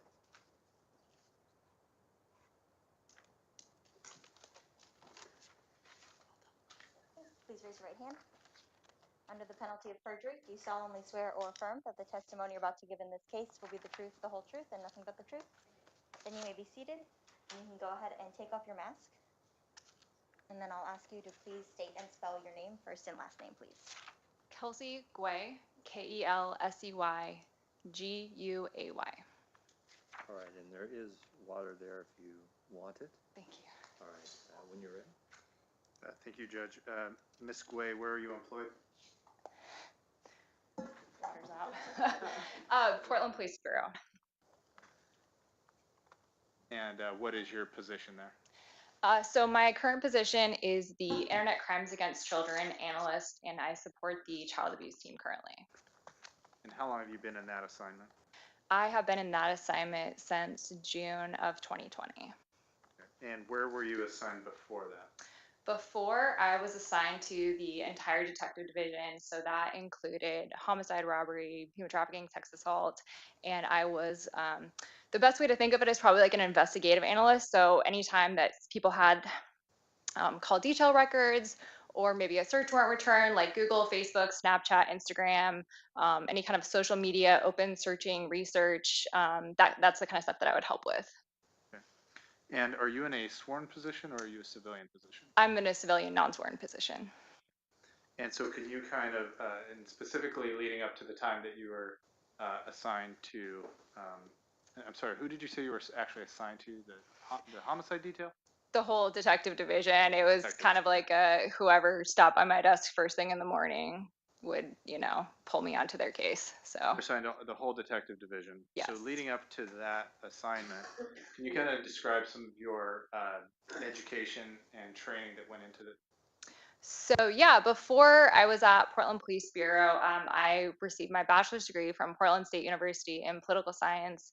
And then I received my master's degree from Portland State University in criminology and criminal justice. And during that time, my master's degree program, I did internships at many law enforcement agencies kind of in the metro area. And I ended up doing one at Clackamas County Sheriff's Office, and then ended up working there in their domestic violence center, and did like some stats and kind of research around that, worked on some grants for them. And then I applied to the Portland Police Bureau, where I was given the position in the detective division. And once I got there, I did a lot more training about cell site mapping, call detail records analysis, stuff like that. Started doing some more like basic forensic type stuff about you know, how computer investigations work, kind of what the stuff to look for, mobile device, those kinds of things. And some like I did a lot of training on webinars on social media, like, you know, best practices, how to conduct open source intelligence research and stuff like that. So did a lot of on the job training, because most of that is really hard to get in a master's program because it's very theoretical. And as far as qualifications for that position, was it a bachelor's degree at the time? A master's degree at the time that I was at Portland Police Bureau, yeah. Okay. I had graduated in 2016 and I was hired in January of 2017 by the Portland Police Bureau. Okay. And I know you talked about a lot of the, sort of the on-the-job training. It sounds like, is that kind of ongoing and happening all the time in your career field? Yeah, definitely. And while I was at the detective division helping all of the units, I wanted to be as most helpful as I possibly could. And it was a lot of learning what investigators needed help with on their cases, because they spent a lot of time writing search warrants, interviewing people, and I wanted to help them the best that I could as a non-sworn, which was doing a lot of open source intelligence searching, doing a lot of analysis for records that might be, you know, it's like if you only get them a couple times on your caseload, you might not know patterns and kind of what things to look for. And so if you have somebody who's doing that for everybody all the time, they're going to be a lot more able to kind of see patterns or identify trends and stuff like that. And so that was kind of what I did, is I took technical documents that maybe if you'd only seen once or twice, you might not be like know what to look for or stuff like that. And so I would help with those kinds of things, like take the technical stuff off of their plate. Okay. And is one of those technical things cell site location? Yes, yeah, that was one of the things that they specifically told me once I started there that they wanted help with, because it can be very time consuming. And Portland Police Bureau, before I started there, they had purchased a program called GeoTime. And that is just one of the many softwares that are available on the market for law enforcement in order to essentially take call detail records, which are lines either in an Excel or a text document, and it's a lot of numbers and lat longs, and takes those and just visualizes it in a mapping format. So essentially what you're seeing is cell site locations, commonly known as towers, and you're putting that on a map, and you're just kind of showing like if there's sector available or information available, it'll just kind of put that on a map. So you take this data that's just like rows and rows of numbers, and you turn it into something that you can look at it and easily infer. And as you said, this sort of being directed into your plate as part of your job, because the average detective and especially a layperson might not know what they're really looking at with these records. I mean, is that fair? Yeah, you're definitely going to want at least training on how the program works, because you don't necessarily just want to dump a bunch of data in if you don't really know, one, what the data is that you're putting into it, and then how the program is supposed to visualize it. So it definitely helps if you have one person who's doing this kind of like all the time, because then they get really used to seeing the different records, what they mean, what you may or may not get from it, because the 4 major cell sites, it's kind of like 3 now, because Sprint was bought by, I think it's T-Mobile. They each have a different way of formatting their data. So it really helps, like if you know, like, oh, hey, you have Verizon records, you're actually only going to get cell site information for calls, sometimes text messages, but never kind of like a data transaction. And so just being able to help them and kind of give them a heads up, like, hey, you may or may not get anything, because they don't actually have a lot of cell site information. So And just to kind of distill down what you're saying right there, it's, I sorry. mean, no, it's okay. I mean, I know we're going to get into some technical stuff, but I want to make sure we understand it too.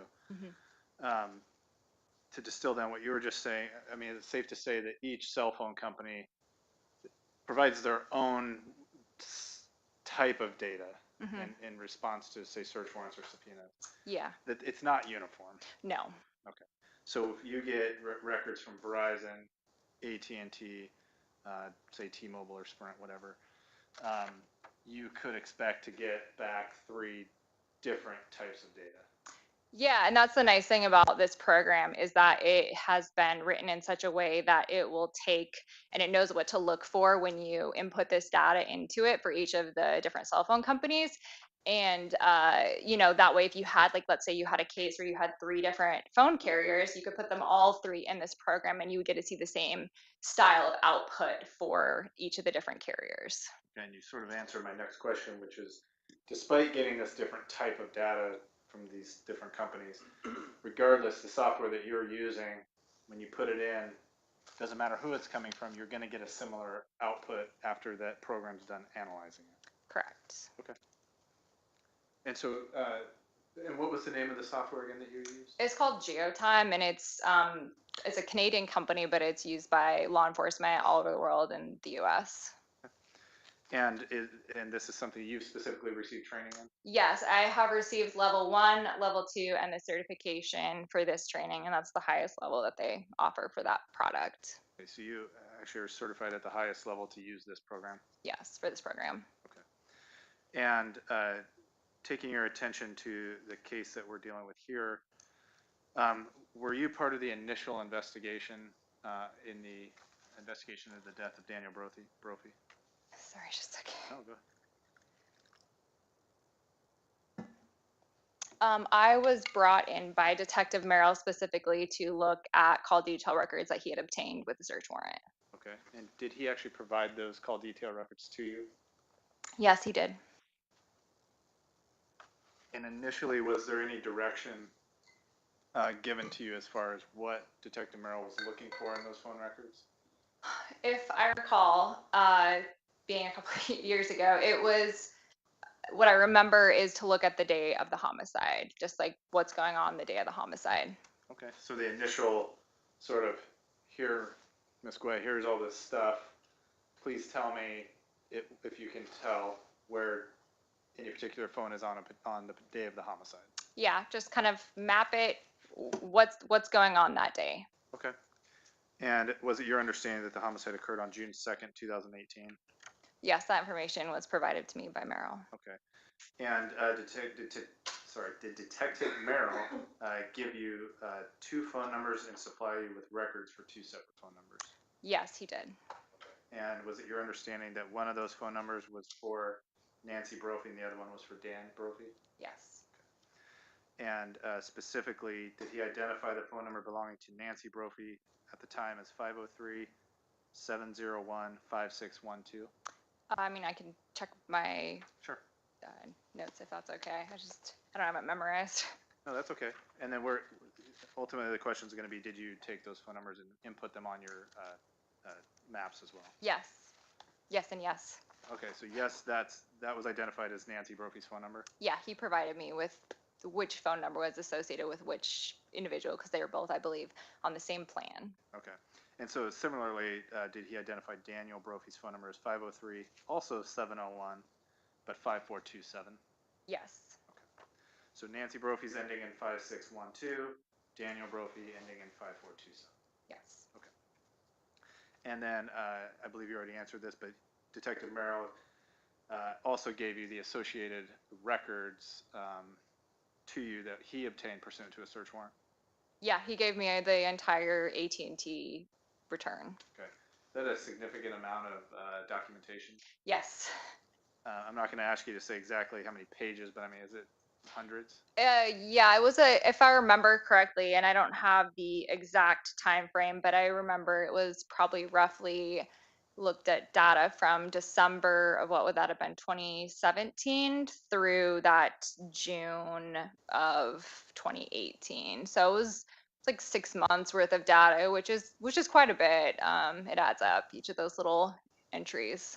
Okay. And I want to talk specifically before we get into the actual details of where a phone is at a particular time.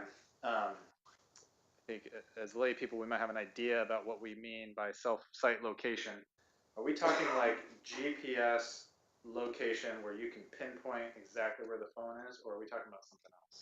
No, we are not talking about GPS pinpointing of a cell phone that you can obtain through Google and some other providers, but you will not get that with call detail records from a cell phone provider.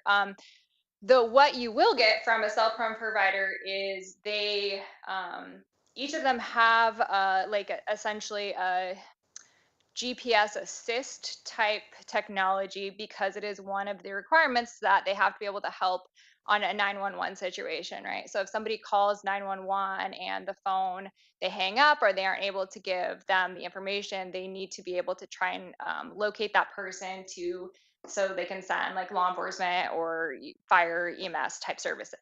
So each of the companies will have that, but they store it for a very limited period. It varies depending on the telecom provider.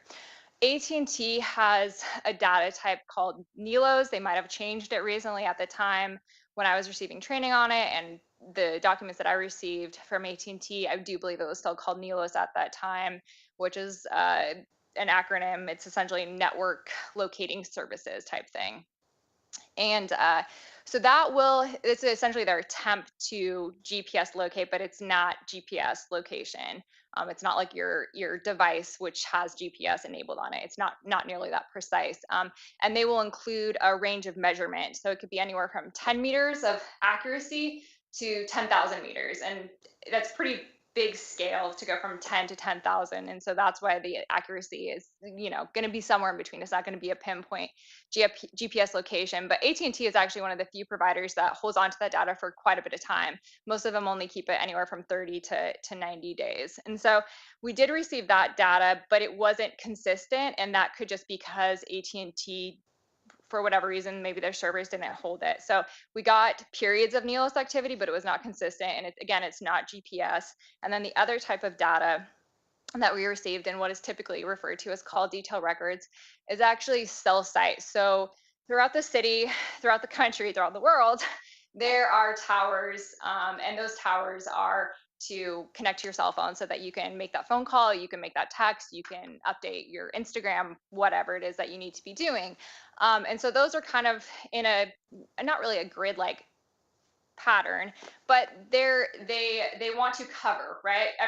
All those telecom, you've seen the commercials, I'm sure, and it's saying, we cover 99.9% of the US, right? So they have these cell sites to provide coverage.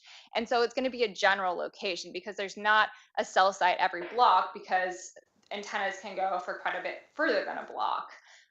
So they're going to have coverage and it's going to be kind of a general coverage. And in cities, you can have a cell site anywhere from half-mile distance from another cell site to a mile to 2 miles to 3 miles. It really just depends on the topography and kind of the population density of the area. So when we talk about cell site, we're talking about a general location area that could cover anywhere from, square 500 feet to square mile to more, depending on the area.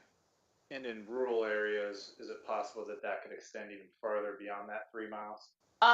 It can, but again, topography, if you have like a mountain range, if you have, if you're in a gully, service is gonna vary. When you're out in rural areas, most people notice that coverage isn't as great as when they're in the city because there's not as many people in rural areas, and so they don't necessarily have cell sites that are covering all of the rural area because there's no customers out there. So, I mean, their business. So really, cell site, cell records, call detail records are mainly for business purposes because they're in the business of having customers who are paying them and they want to provide good coverage to their clientele. So they use that, more from a network engineer standpoint to figure out like, okay, like where are we seeing a lot of call load? Do we need to put more towers out in this area? Are we getting more customers out here? So that's the purpose of having call detailed records, is for a network purpose more, and law enforcement has, and other people have found uses for it. But it's not, they're not in the business of covering where there's no people. And you talked, I brought up the idea about GPS location. That's not what this is. You're clear on that. But you said there's other, say, even third-party applications that might actually track your GPS location. But is it also fair to say that the user can simply turn off the location tracking on their phone? Yeah. Okay. And that would prevent those third parties from tracking that GPS location? Yeah, that's like a privacy interest for the consumer. Okay, and that's just simply going into your phone and turning off the location? Or declining it when your application asks if it can know your location. Sure, and you can decline that. Okay. But with cell phones or cell phone companies, you don't get the opportunity to tell your cell phone company that you don't get to tell me or you don't get to track me or track my phone as I bounce from tower to tower to tower. Yeah, the only way would be if you turn your phone off. If your phone is off, it's off. It's not sending out any signal to a tower. So if you don't want that, you turn it off. And so what I'm hearing from you is that you're relying on this data that's coming to you that is identifying towers, essentially, that a particular phone would be connecting to at any given point. When you are making a call, receiving a call, or sending a text message, receiving a text message, or in the case of AT&T, they are one of the few companies that actually have records of data transmissions, right? So the way that people have used their phone in the last 10 years has changed dramatically. Most of the time, you would just purely use a cell phone to make or receive a call, occasionally a text message. It's evolved into more texting than calling, and even since then, it's evolved into data, right? Your Facebook messaging, your WhatsApping, and none of that is technically a call or an SMS. So it's using a different connection, which is that internet connection, which is now LTE or 5G even. So those transactions for most companies are not even recorded, but for AT&T they are recorded and they are noted as a data transaction. Okay, so we're going to see phone calls, we're going to see text messages, not necessarily see the text message, but see the record of it connected to the tower to make that text message deliverable. And same thing coming in. But you're also saying with AT&T, they have these data transmissions where I get on my phone, I open up Facebook or something. That's going to register as a data transmission with AT&T. Yeah, when data is being used, that's not a call or a text message. Okay. Does AT&T differentiate what that data transmission is? No. So it just looks like something happened on this phone. That was not a phone call or a text message, yes. Okay. Sometimes does AT&T actually initiate a data transmission as opposed to the user? So specifically from their own documentation that is provided in the search warrant return, and I'm just going to read this because I haven't memorized it and it's not too lengthy, but The and so this is on the AT&T documentation that is given at the bottom of the data transmission records. The AT&T network constantly communicates with internet-enabled devices when they are powered on. These communications will show as data usage on the customer records, but do not necessarily indicate a customer initiated a transaction. AT&T does not retain records that can definitively show whether a transaction was customer initiated or AT&T's network initiate, or whether, that's kind of I messed that up somewhere. Whether a transaction was customer initiated or AT&T's network initiated the data transaction. So no, there is no way to differentiate if it was user or network generated. So if you're looking at somebody's cell phone records and it doesn't show any usage and it's showing in a particular area, and you see a data transmission logged in there somewhere. No phone call or text message usage? Right, no phone calls, no text messages, and you see in a phone in a particular area, it looks like it's just sitting there, not moving around. If you see a data transmission, does that necessarily mean that somebody's actually using that phone? It's impossible to tell. Okay. And that's essentially... That's based on their records. Okay. And I know I probably kind of paraphrased what that was saying, but AT&T is telling you this may be a user input, the phone user's input, or it could be us communicating with the phone. Yes. At any given time. Okay. Yes. So, given that, it doesn't sound like that information is really that valuable in what you do as far as identifying data transmissions. Given, let me rephrase that. If you're looking for somebody, whether somebody is actually in possession of their phone at any given time, and you don't have those phone calls or text messages, does a data transmission, a single data transmission, help you determine whether somebody's actually on the other end holding that phone? No. So in this case, you said you're provided with the AT&T records for both these phones that we identified. And were you able to take that data and determine where each of those phones were on June 2nd, 2018? Yeah, so I uploaded this data into the GeoTime program and specifically looked at June 2nd, 2018. And I looked at, let me take a step back. So I uploaded all the data, specifically looked at June 2nd, 2018, but I also kind of looked at the totality of the data because it's important to look at it in totality because you can determine patterns, right? So if you see that a phone is constantly going and having recorded activity at a cell site from, let's say, 8 p.m. to 8 a.m., you could infer that possibly that's somewhere where they live, they sleep, that they come back to. And then, like, let's say from 8 a.m. to 5 p.m., you see them always go and have recorded cell site at a different location, not, near this initial one where, presumably they're home. You can infer that, okay, that is probably when they go to work and this is probably somewhere near their work location. And so you can kind of determine patterns like, oh, this person, spends the evenings in this location, and then Monday through Friday, 8 to 5, they come downtown to the Multnomah County Courthouse, right? So you can kind of find patterns and you can be like, okay, this is probably where they're living, this is probably where they're working.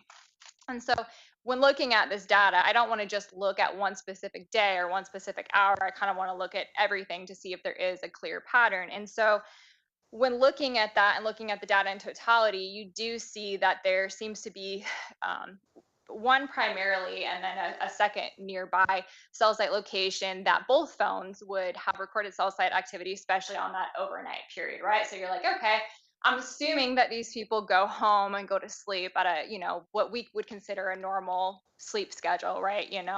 8 p.m. through 8 a.m. is kind of like when they're having recorded cell site activity at this cell site. So I'm going to assume that this is the cell site that most likely provides coverage to their home.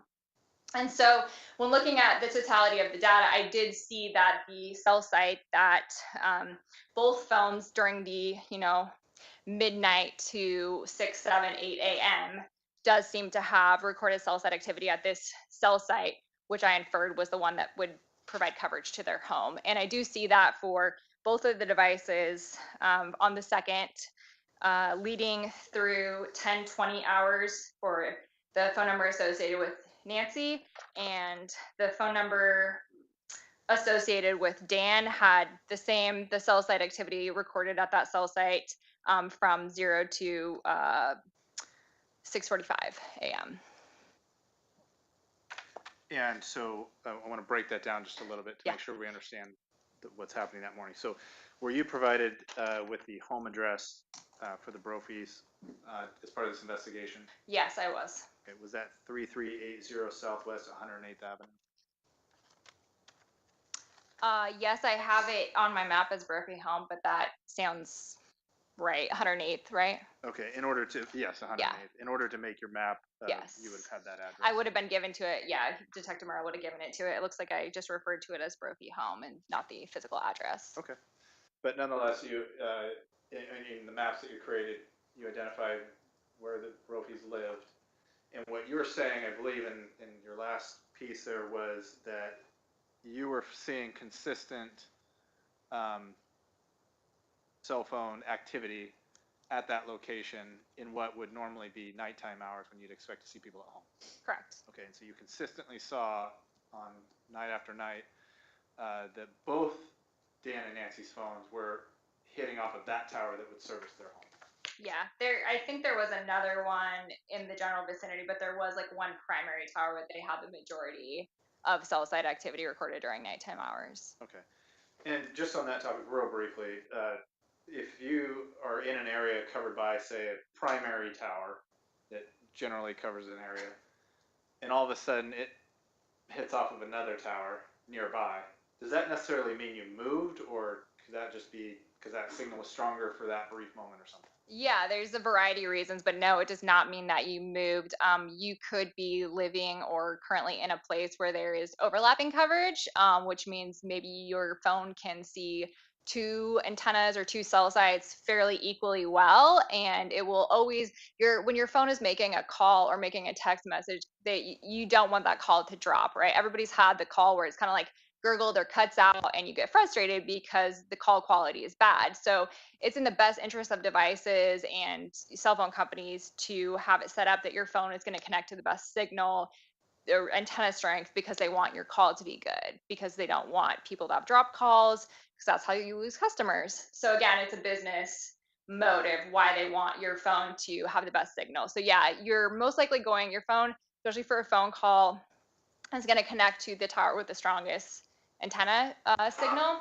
And then, but if there's let's say you're at a sporting event and there's 40,000 people there, that antenna, that cell site might be overloaded, and it might have to switch you to a slightly less strong signal, but also nearby where you stayed in the exact same place the entire time. So there's, weather, like we just had lightning, thunder, that can also mess with antennas. So there's a bunch of variety of reasons. But primarily, yeah, you could stay somewhere, and if that signal, something happens to it and the quality is less, it can, hit off of another cell site without moving. And then, so kind of taking this back to what you were talking about, you did identify, I'm calling it a primary tower for the Brophy's home, that what you were seeing generally in those evening, nighttime hours was pretty consistent, bouncing off this one particular tower, on occasion hitting another nearby tower. Correct. Okay. And so on the overnight hours of June 1st into June 2nd, was that true at that time too, that both of these phones appeared to be in the general vicinity of the Brophy home? Correct. Okay. Now you said that, specifically talking about Nancy's phone, that changed at some point in the morning. Can you tell us what time that changed? So at roughly 10:20 a.m., there begins to be cell site activity recorded at cell site locations heading down towards downtown Portland along 26, Okay. Highway 26. And so just to kind of visualize this, you're saying the phone is hitting this tower near the Brophy home, but now you're starting to see movement as it's hitting other towers as the phone is heading towards downtown. Yes. Okay. and that was around 10:20 a.m. Correct. You didn't see movement of that phone before that, correct? Correct. Okay. Was there activity on that phone before 10:20? There were data transmissions and a few incoming phone calls. I believe the incoming phone calls were after 9 a.m. And so you can see that there's incoming phone calls after 9 a.m., but the phone is still, and I'm saying at the Brophy hospital, in the general vicinity of the Brophy home, but also before that. So specifically, I want to take you to a specific set of time between the hours of 6 a.m. and the hours of that first phone call at 9-something a.m. What is your opinion on where you believe that phone was located? That device had data transmission records that were recorded at that cell site that would provide coverage most likely provide coverage to the Brophy home between those hours. So in your opinion, if Miss Brophy was not at home and say driving miles and miles away, would that indicate that she was without her phone? The phone was at the location of the cell site, in the vicinity of the cell site. The phone, there's nothing to show that the phone traveled Between the hours that I gave you? between say the hours 6 you a.m. gave me, correct? Okay. And just to be clear, before 6 a.m. that night, there was nothing also? It was, yeah, exactly the same. The data transmission, data usage records. And so was there any indication, besides these data transmissions, which you testified don't necessarily, can't tell who did that, whether it's AT&T or the user, was there anything other than a data transmission that occurred between the hours of 6 a.m. and let's just say 9 a.m.? No.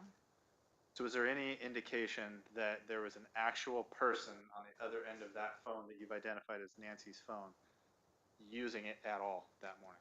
It's impossible to tell with the records because you can't tell if that data usage is user initiated or network initiated. Right. And on top of that, no phone calls, no text messages. Correct. Now, I want to shift a little bit to another location. You're aware of the location of the Oregon Culinary Institute, Yes. 17th and Jefferson? Yes. You were provided that information as well? Yes. And we also provided with information that that was Dan Brophy's place of employment? Yes. Kind of like you did before with the Brophy house, did you also kind of identify a specific tower or set of towers that primarily covered the area of the Oregon Culinary Institute? So it's now a city, so the amount of cell sites is going to be higher than in a suburban or more rural setting. So yes, there are some towers down there that do appear to cover that general kind of like Goose Hollow area. Okay. And I guess before we move on, now that we're talking about sort of tighter quarters being in a city, on every tower, is a signal just shot out in one direction, or in general, in like I say, a circle and away from the tower, or how are those signals sent out? How are the towers set up themselves? So there's different kinds. Most common is kind of like a try. You will have 3 antennas is the most common, and each of those antennas will kind of cover roughly 120 degrees. So I guess there's a clock here right behind me. That's convenient. So if you were to look at this clock, you could imagine it cut like a pie into 3 equal pieces. And let's just say the first one is going to be 12 to 4, 4 to 8, and then 8 to 12 does that work? Is that good math? 4 to 8, 8 to 12, roughly. And each of those is going to be kind of facing a different direction. So 12 to 4 is going to face, towards the TV. 8 to 4 is down towards the door. 4 to 8 down towards the door, and then 8 to 12 is going to face up towards the other TV. And each of those antennas is going to be sending signal roughly in that direction. You do have, of course, for coverage, you have a little bit of overlap in each of those on the sides, and then you'll have a little bit around the back of the tower because, again, they want to provide coverage to that entire area. So they're going to be a little bit of overlap, but if an easy way to think of it is just like a pie cut into 3 slices. It's a convenient way to think about it. It makes it a little bit simpler. There's also an omnidirectional tower, which is the kind where it goes in all directions. It's one antenna that goes like essentially like a donut. But in this case, the AT&T, it is, I believe all of the records that we were looking at are this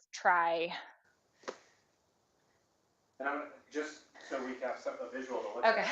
Would you mind? I mean, it does not have to be art by any means. Just a kind of general what you're talking about when you're talking about these this pod.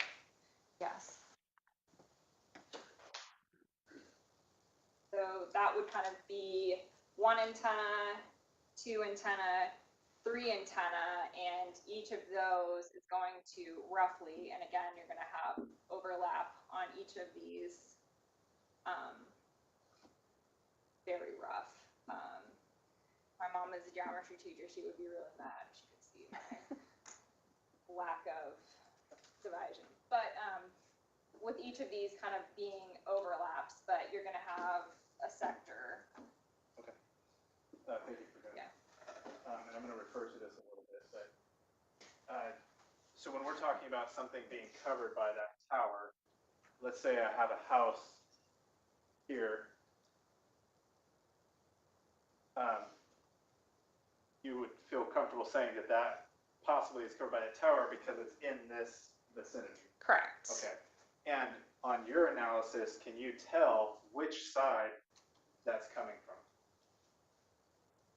Maybe I need to ask the question a little better. Given that there's three sides to the tower, are you able to tell which side, which of those three sectors that cell phone transmission is coming into? The records that you're given by AT&T will indicate, I believe it's the azimuth, which is the middle of those sectors. So if it says, like, let's just say the first one, we're just going to say 0. So the azimuth is 0, which means if you think about it, 360 degrees, 0 is due north. So that means the center of that sector would be 0, and you would look roughly 60 degrees on either side for that expected sector coverage.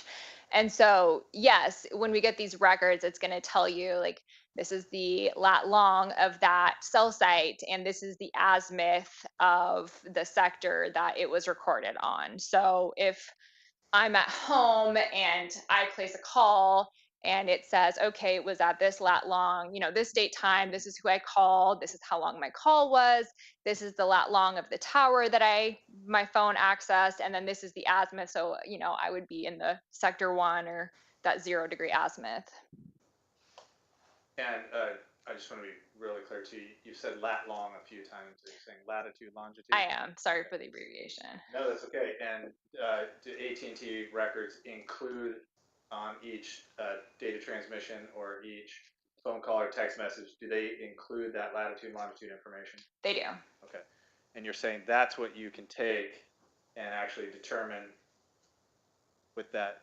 That's what the program uses to generate maps. Is it takes all that information, it parses it, which is another way of saying it takes it, it reads it, and it spits out an output on a map. So I know I jumped back to tower sort of technology, but looking at the Oregon Culinary Institute, were you able to determine kind of the primary towers that Daniel Brophy's phone would generally be hitting off of when he was at work? Yes, there was one, believe, near I-405, and I can't see the cross street because my printed out maps are too small, but it was essentially facing west of 405. So Goose Hollow is kind of in the expected coverage of that sector. Okay. And did you routinely see Mr. Brophy's phone in that area? For certain days, yeah, 100%. Okay. And specifically on June 2nd, did you see Mr. Brophy's phone in the area of his home that morning? Yes. And then did you see his phone in the vicinity of the Oregon Culinary Institute later that morning? Yes.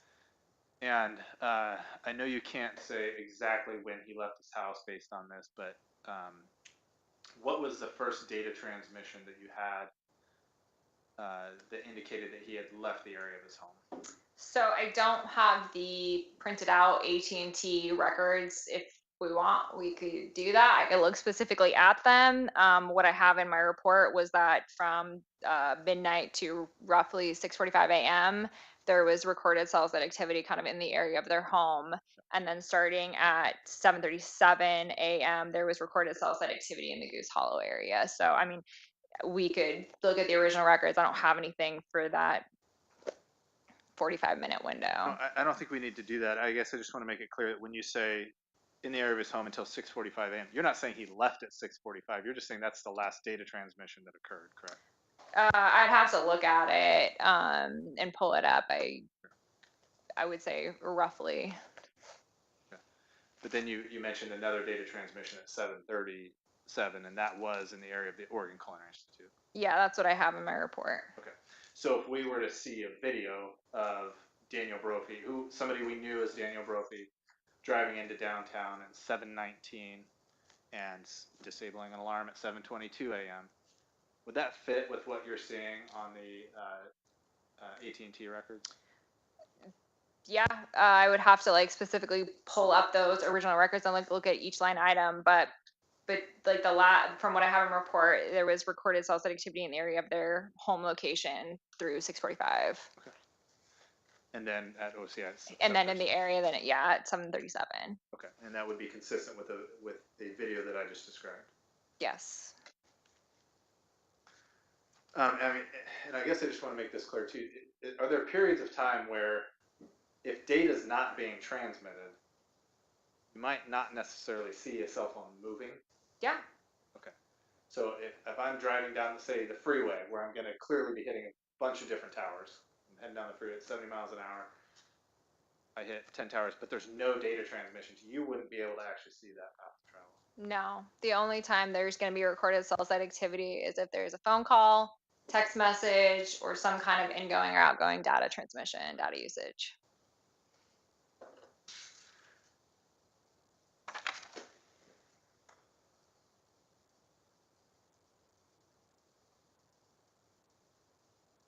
Yeah, I think I'm going to expand just slightly on something you've already testified to, which was you said that you showed Miss Brophy's phone traveling. It appeared to be traveling at around 10:20. Do you actually show where that phone ended up that morning? Yeah, so it looked like there was activity in the area of the Goose Hollow, again, the cell site that would provide coverage to the Goose Hollow area. I believe that was from approximately 10:30 a.m. to 12:17. Okay. Based on the records. And then at that point, did you see the phone traveling back towards home? If I had that, I could check. I didn't go quite that far. Okay. I believe I wasn't asked to go after that, but. Yeah, no, that's fine. So I want to talk about just that period of time. Basically, that morning, you're saying that Nancy Brophy's phone remained at home or in the area of the home until about 10:20 when it's heading to near the OCI or the Goose Hollow area, and then it remains there for a period of time before leaving. Okay. So if you were to know that Nancy Brophy was in fact downtown at 6:40, 6:39 to 7:28, and you don't see that phone move from her home, would that indicate to you that either she left her phone at home or there was simply no data transmissions in that period of time? I believe there were data transmissions that were within that window of time. I believe it was like, I believe there was one at 6:10 a.m. and 7:10 a.m. But again, if I had the records, I think that was covered in your window. 7:10 is within your. Sure, I said 6:39 to 7:28. Yeah. So you believe that there was actually a data transmission which was showing Between that time period, yeah, that was recorded at the cell site that would provide coverage to the home location. Okay. And so eliminating then the idea that there were no data transmissions, what does that indicate to you as if when you see, let's say you know somebody's in a specific location and you see their phone in a separate location, what does that indicate to you? That the phone was not on their person. But then later that same morning, you did verify that the phone did in fact travel with Nancy Brophy if she was in fact down at the Oregon Culinary Institute around 10:30. Yes, if the phone was with her person, correct. And just a larger, bigger picture question for you, and then we're going to move on to some video stuff. You said you kind of look at other dates and times where people, to kind of get an idea for their habits and things like that. Was it common for you to find that Miss Brophy's phone moved around quite a bit? During normal, and I say that, you know, talking maybe 8 or 9 a.m. to 6 or 7 p.m., like a normal, you know, waking out and about time, that, yeah, there were days when there was a lot of activity in like the general Portland metro area. Okay. And were there also trips out to the coast where her phone was gone? Yeah, the coast, San Jose, up into Washington, presumably to BC, Victoria, maybe. And did there just based on your research, I'm not hold you to this, but did it appear that there was any really lengthy period of time where her phone was just not being used? Used? Yeah, just not being used. No phone calls, no data transmissions, say like a phone that's been turned off and set aside. Oh, okay. Possibly the Canada trip. I don't know if they had done like an international plan or not. I don't remember if there was activity for the time that maybe they had gone into Canada. But not, I wouldn't say like a day or more. There was probably nothing that indicated the phone was off for like a day or more. Okay, great, thank you.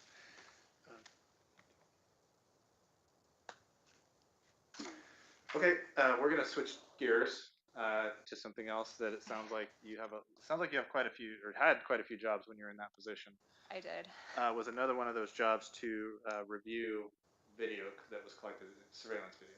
So yeah, so this case was kind of unique. Detective Merrill had come to me and asked if there was any way that we could figure out using our limited resources to kind of make a way for us to make a long video of a bunch of surveillance. I think he had multiple flash drives and multiple hard drives of video that he had collected during surveillance, and he asked me if there was any way that we could kind of put all of these clips into one video file so that he wouldn't have to open and close, 20 some different MP4s. Okay. And so, is it safe to say you were provided with a lot of video in this case? Yes. Okay. Hours and hours and hours of video? I did not review all of it, but yes, the files, I was given a lot of files. Okay. Did you work in conjunction with Detective Merrill and possibly at times Detective Posey to identify what it is that they were interested in these videos? Yes. Okay. And did they kind of give you a brief overview of the case and kind of what they were looking for so that you would be able to also spot things yourself, possibly? Yeah, a brief summary for sure. And so, what kind of information, if as you recall now, I know it's been almost 4 years, but do you recall what kind of information that you had that was relevant to viewing the video? Yes, so I believe with the surveillance footage, they were primarily interested in showing like a path of travel of a van. They were interested in a van, and so they wanted to try to make as seamless as possible a video that would really show all of the places that they had followed this van in that kind of Goose Hollow area. Okay. And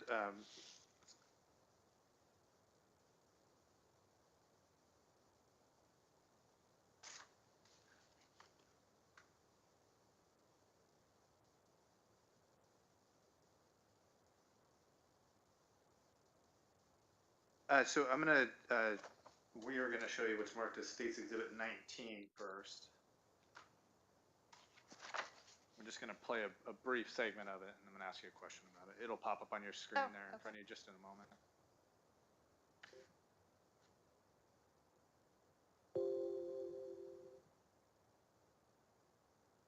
Just gonna have it play for a few seconds here. Does this appear to be the first compilation video that you put together for Detective Marilyn Posey? Yeah, so we worked together to kind of create an outline, and once I had put it together, they sat down and reviewed it, and if any changes were needed, we made them, and they let me know, oh, hey, like we need longer on this, or oh, we need to add a map or something. Okay. I'm going to have you review what's marked as States Exhibit 20B. Have you seen that before? I have.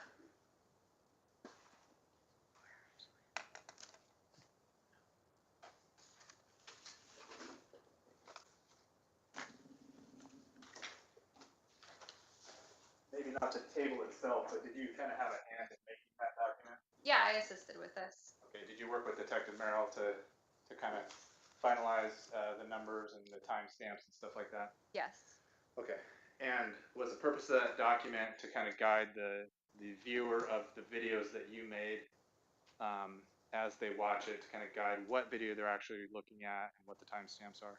Yeah, the video can be a lot, and sometimes it helps if you can just have something to refer to. Okay. And I believe it showed us the first few frames of this video that we just watched, but this board that you see here, States Exhibit 96, is that was that a board that you actually created? I'm sorry, the map with the labels. Yes. Okay. And so when you put together this video, were you able to actually stitch together videos to make a compilation that followed the path of travel of Miss Brophy heading into downtown, around the circle, up 18th, back up Jefferson by KGW, past Bellagio's, through the circle again, back down by 17th, and then again leaving town after 728? Is that generally, in a nutshell, the path of travel that you determined? So Detective Merrill had kind of given me an outline, and we worked together to try to show in like a chronological order each of these different video footages, and make sure it was all just one video so that it was easy to view and open and play. But yeah, that's generally there's like multiple parts in it. Like I know you mentioned like there's different directions kind of, but yeah, we tried to show as much as we were able. And just to be clear, that's all in chronological order. Yes. Okay. And this particular compilation, we're going to have you watch the second one here in a moment, but this particular compilation, is it a little bit longer than the second one? Mm-hmm. And why is it a little bit longer? It's a little bit longer because Detective Merrill asked me to put that map, but with arrows showing kind of like the probable direction of travel, for each of the kind of like the three different trips or segments. So it's a little bit longer because there's those maps pop up. Okay. And so we're going to show you what's marked as States Exhibit 20A.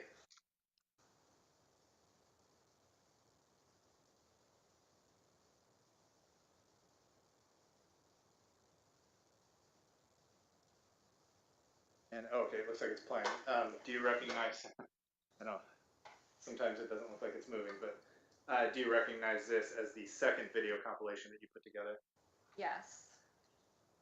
And is this the one that basically is essentially the same as the first one, but without the maps every time the video camera changes? I mean, there's like three trips, and those three trips are gone. It's paused. I don't know if that matters. Okay. Right. But this is that video compilation that just goes straight through The footage. the footage, and then the document marked 20B. Was that specifically created with this video compilation in mind? Correct. So okay, so we've marked this as States Exhibit 20A, and then the guide there as 20B. So if we can go ahead and just play this video through, if we can make it.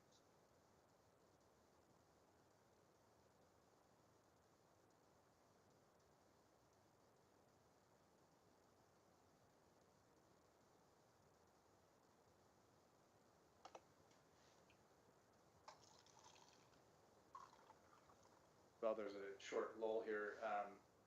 That minivan that we saw coming in and taking that right-hand turn there, did you believe that that was the subject of what you were focusing on in putting together these videos? Yeah, Merrill informed me that that was the subject that we were looking at. Okay. And throughout all these videos that you put together, is it your belief that you're seeing the same vehicle in each of these videos? That's what Detective Merrill conveyed to me. So that was what I worked on, was that was the same vehicle. Right, and I guess I was sort of asking your opinion at this point. As you're putting together these videos, does it appear to be the same vehicle on each of these videos that you're putting together? Or do you think you're seeing another vehicle that's not even related? I think it's consistent given the time that it's the same vehicle. Fair to say you weren't really part of the decision-making process of that, though. Is that No, what I you're was trying not. to say? Okay.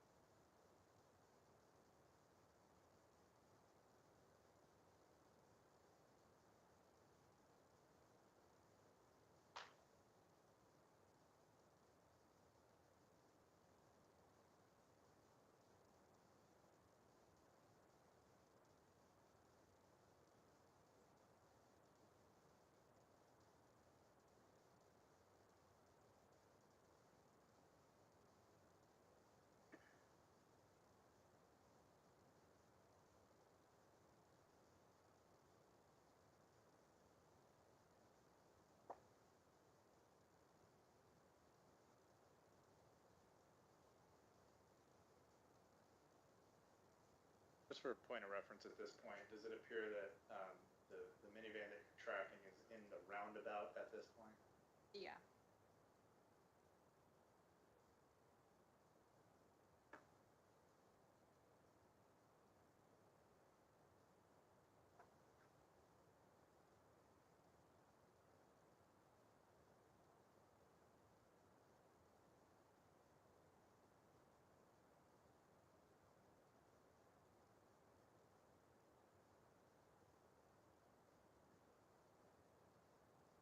How's it reading?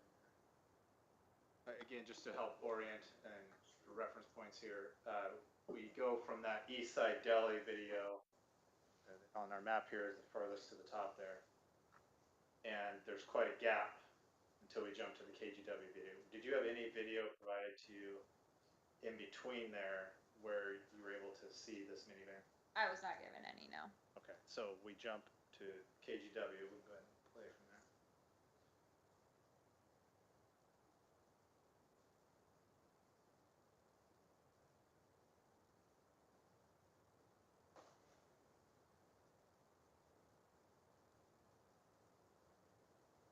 Pause right there.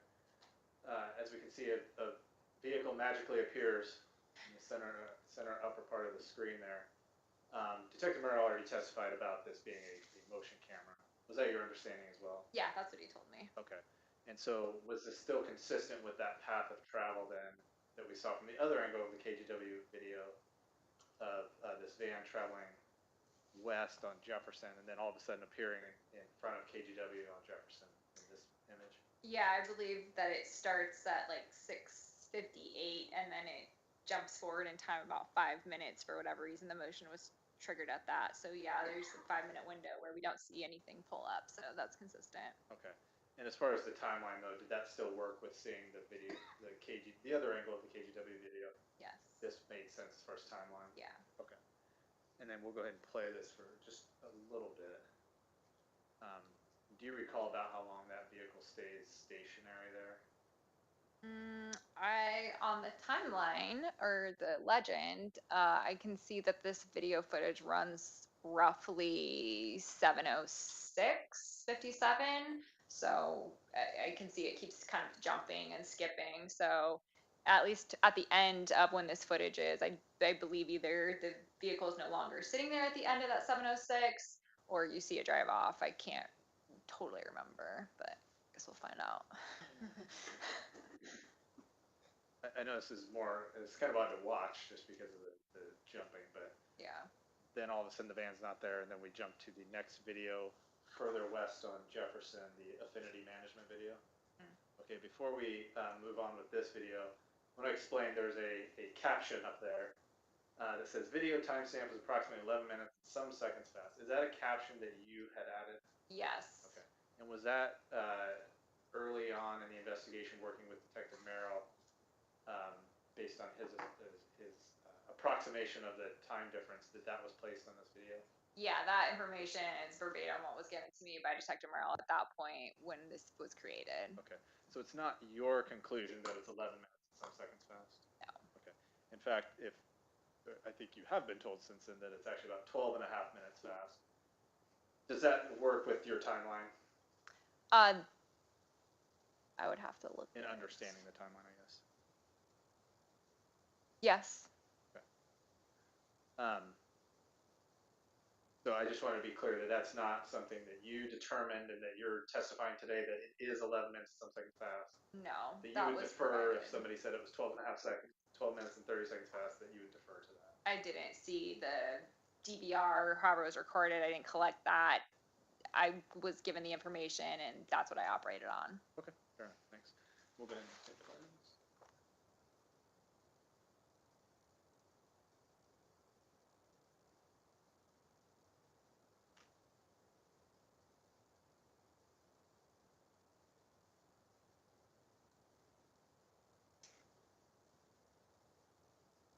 And is that the Bellagio's video? Yes. Back to Eastside Deli.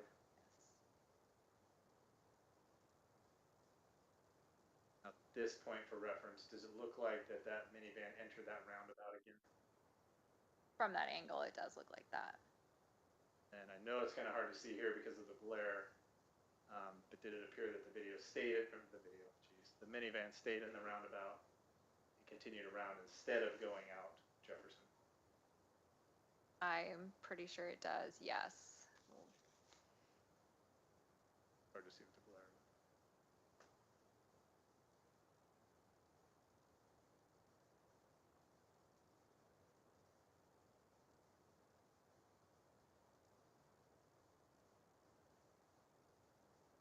Yes, it does appear that.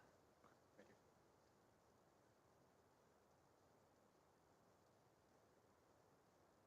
Next video here. Can you kind of can we maybe pause that? Can we kind of orient us on the screen to the best of your ability where we should be looking? There's a lot of stuff happening in this video. So I feel like if I point on mine, people might not. There's actually a pointer right in front of you. There's a green pointer right there. If you want to extend that, and you can kind of point to the bigger screen, just to kind of orient our eyes what we should be looking. So it is really hard to tell. Right. So this is a building, and I believe kind of under those power lines and that kind of blackish looking void is where the actual road is. So that's where movement would occur. Okay, thank you. Go ahead and play. Go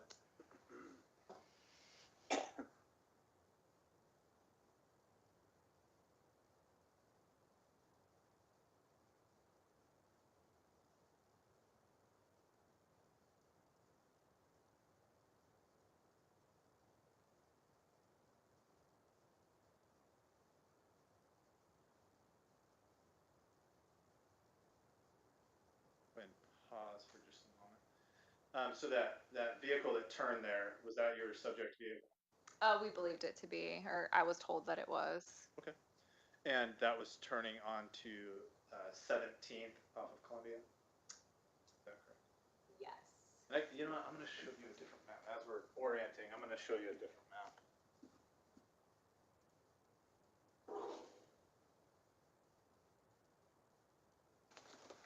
I'm going to show you what's marked as State's Exhibit 95.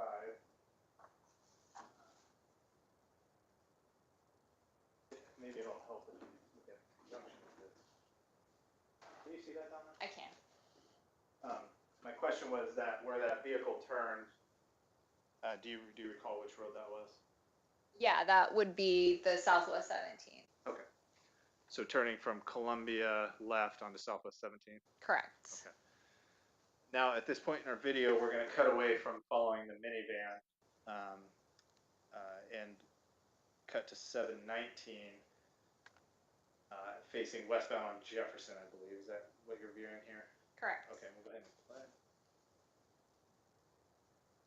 Do you recall what the subject vehicle was that you were looking for at this point? In this one, it was the white truck that's in that turn lane.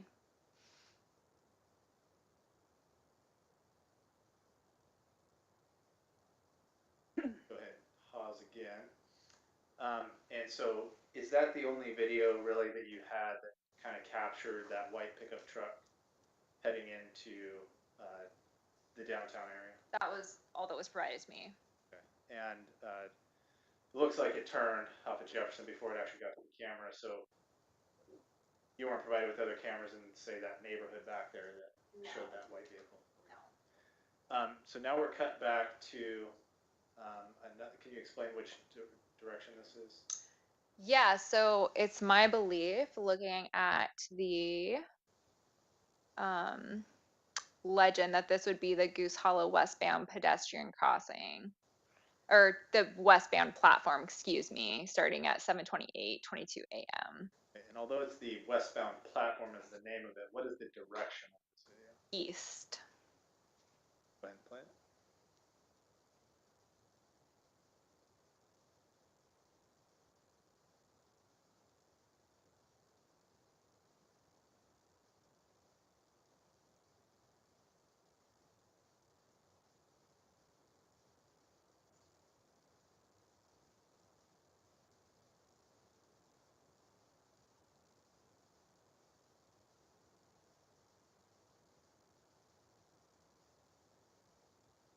Now, if we could pause just for a moment.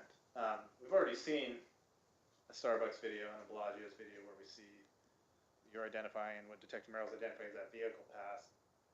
Is this a second pass, or are we watching that same video again? No, this is the second. This is later in the day. Okay. About what time is this that we're seeing these passes? The Starbucks timestamp is 7:28 a.m.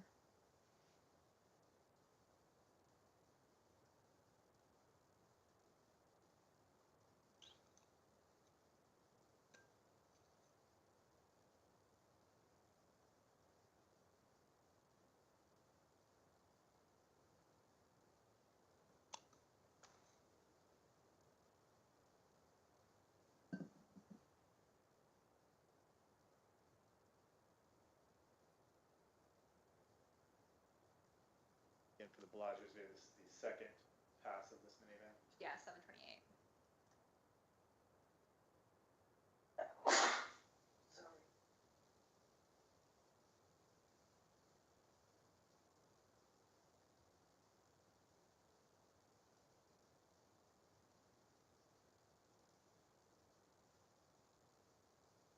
Did I delay again?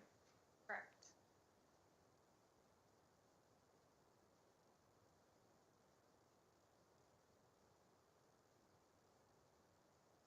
It's the first time we see video from the church. And could you describe just what we see in that video? Yeah, Very it's brief. just the out the front with the a van passing by. Okay. And for purposes of our video map there, we can see First United Methodist Church. Is that this video? This is the first time that I was given footage. I don't know if there was or wasn't footage from before this time. Understood. And so it's the video is facing north. Yeah, northward. Okay. Northward. Okay. We can go ahead and hit play.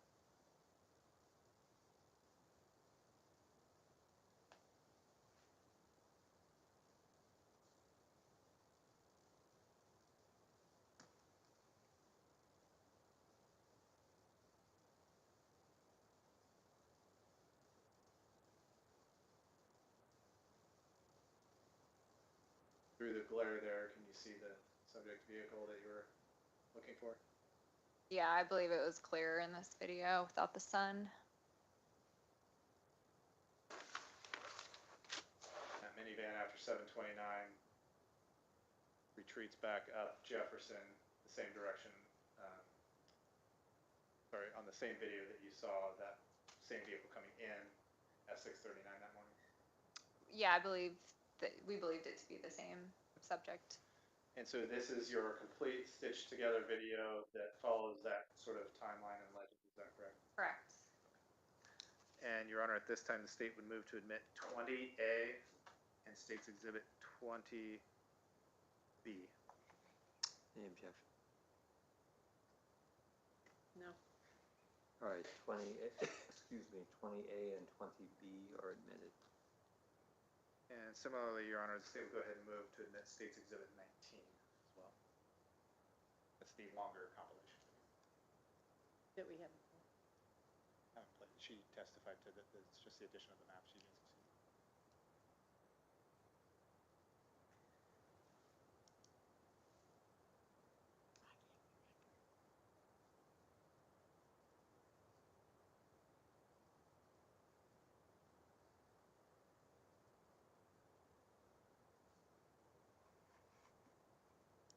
Your Honor, we'd like an opportunity to review that in conjunction with this new exhibit we are getting.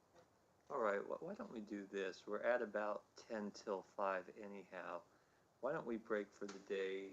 Defense can review that and state their position tomorrow.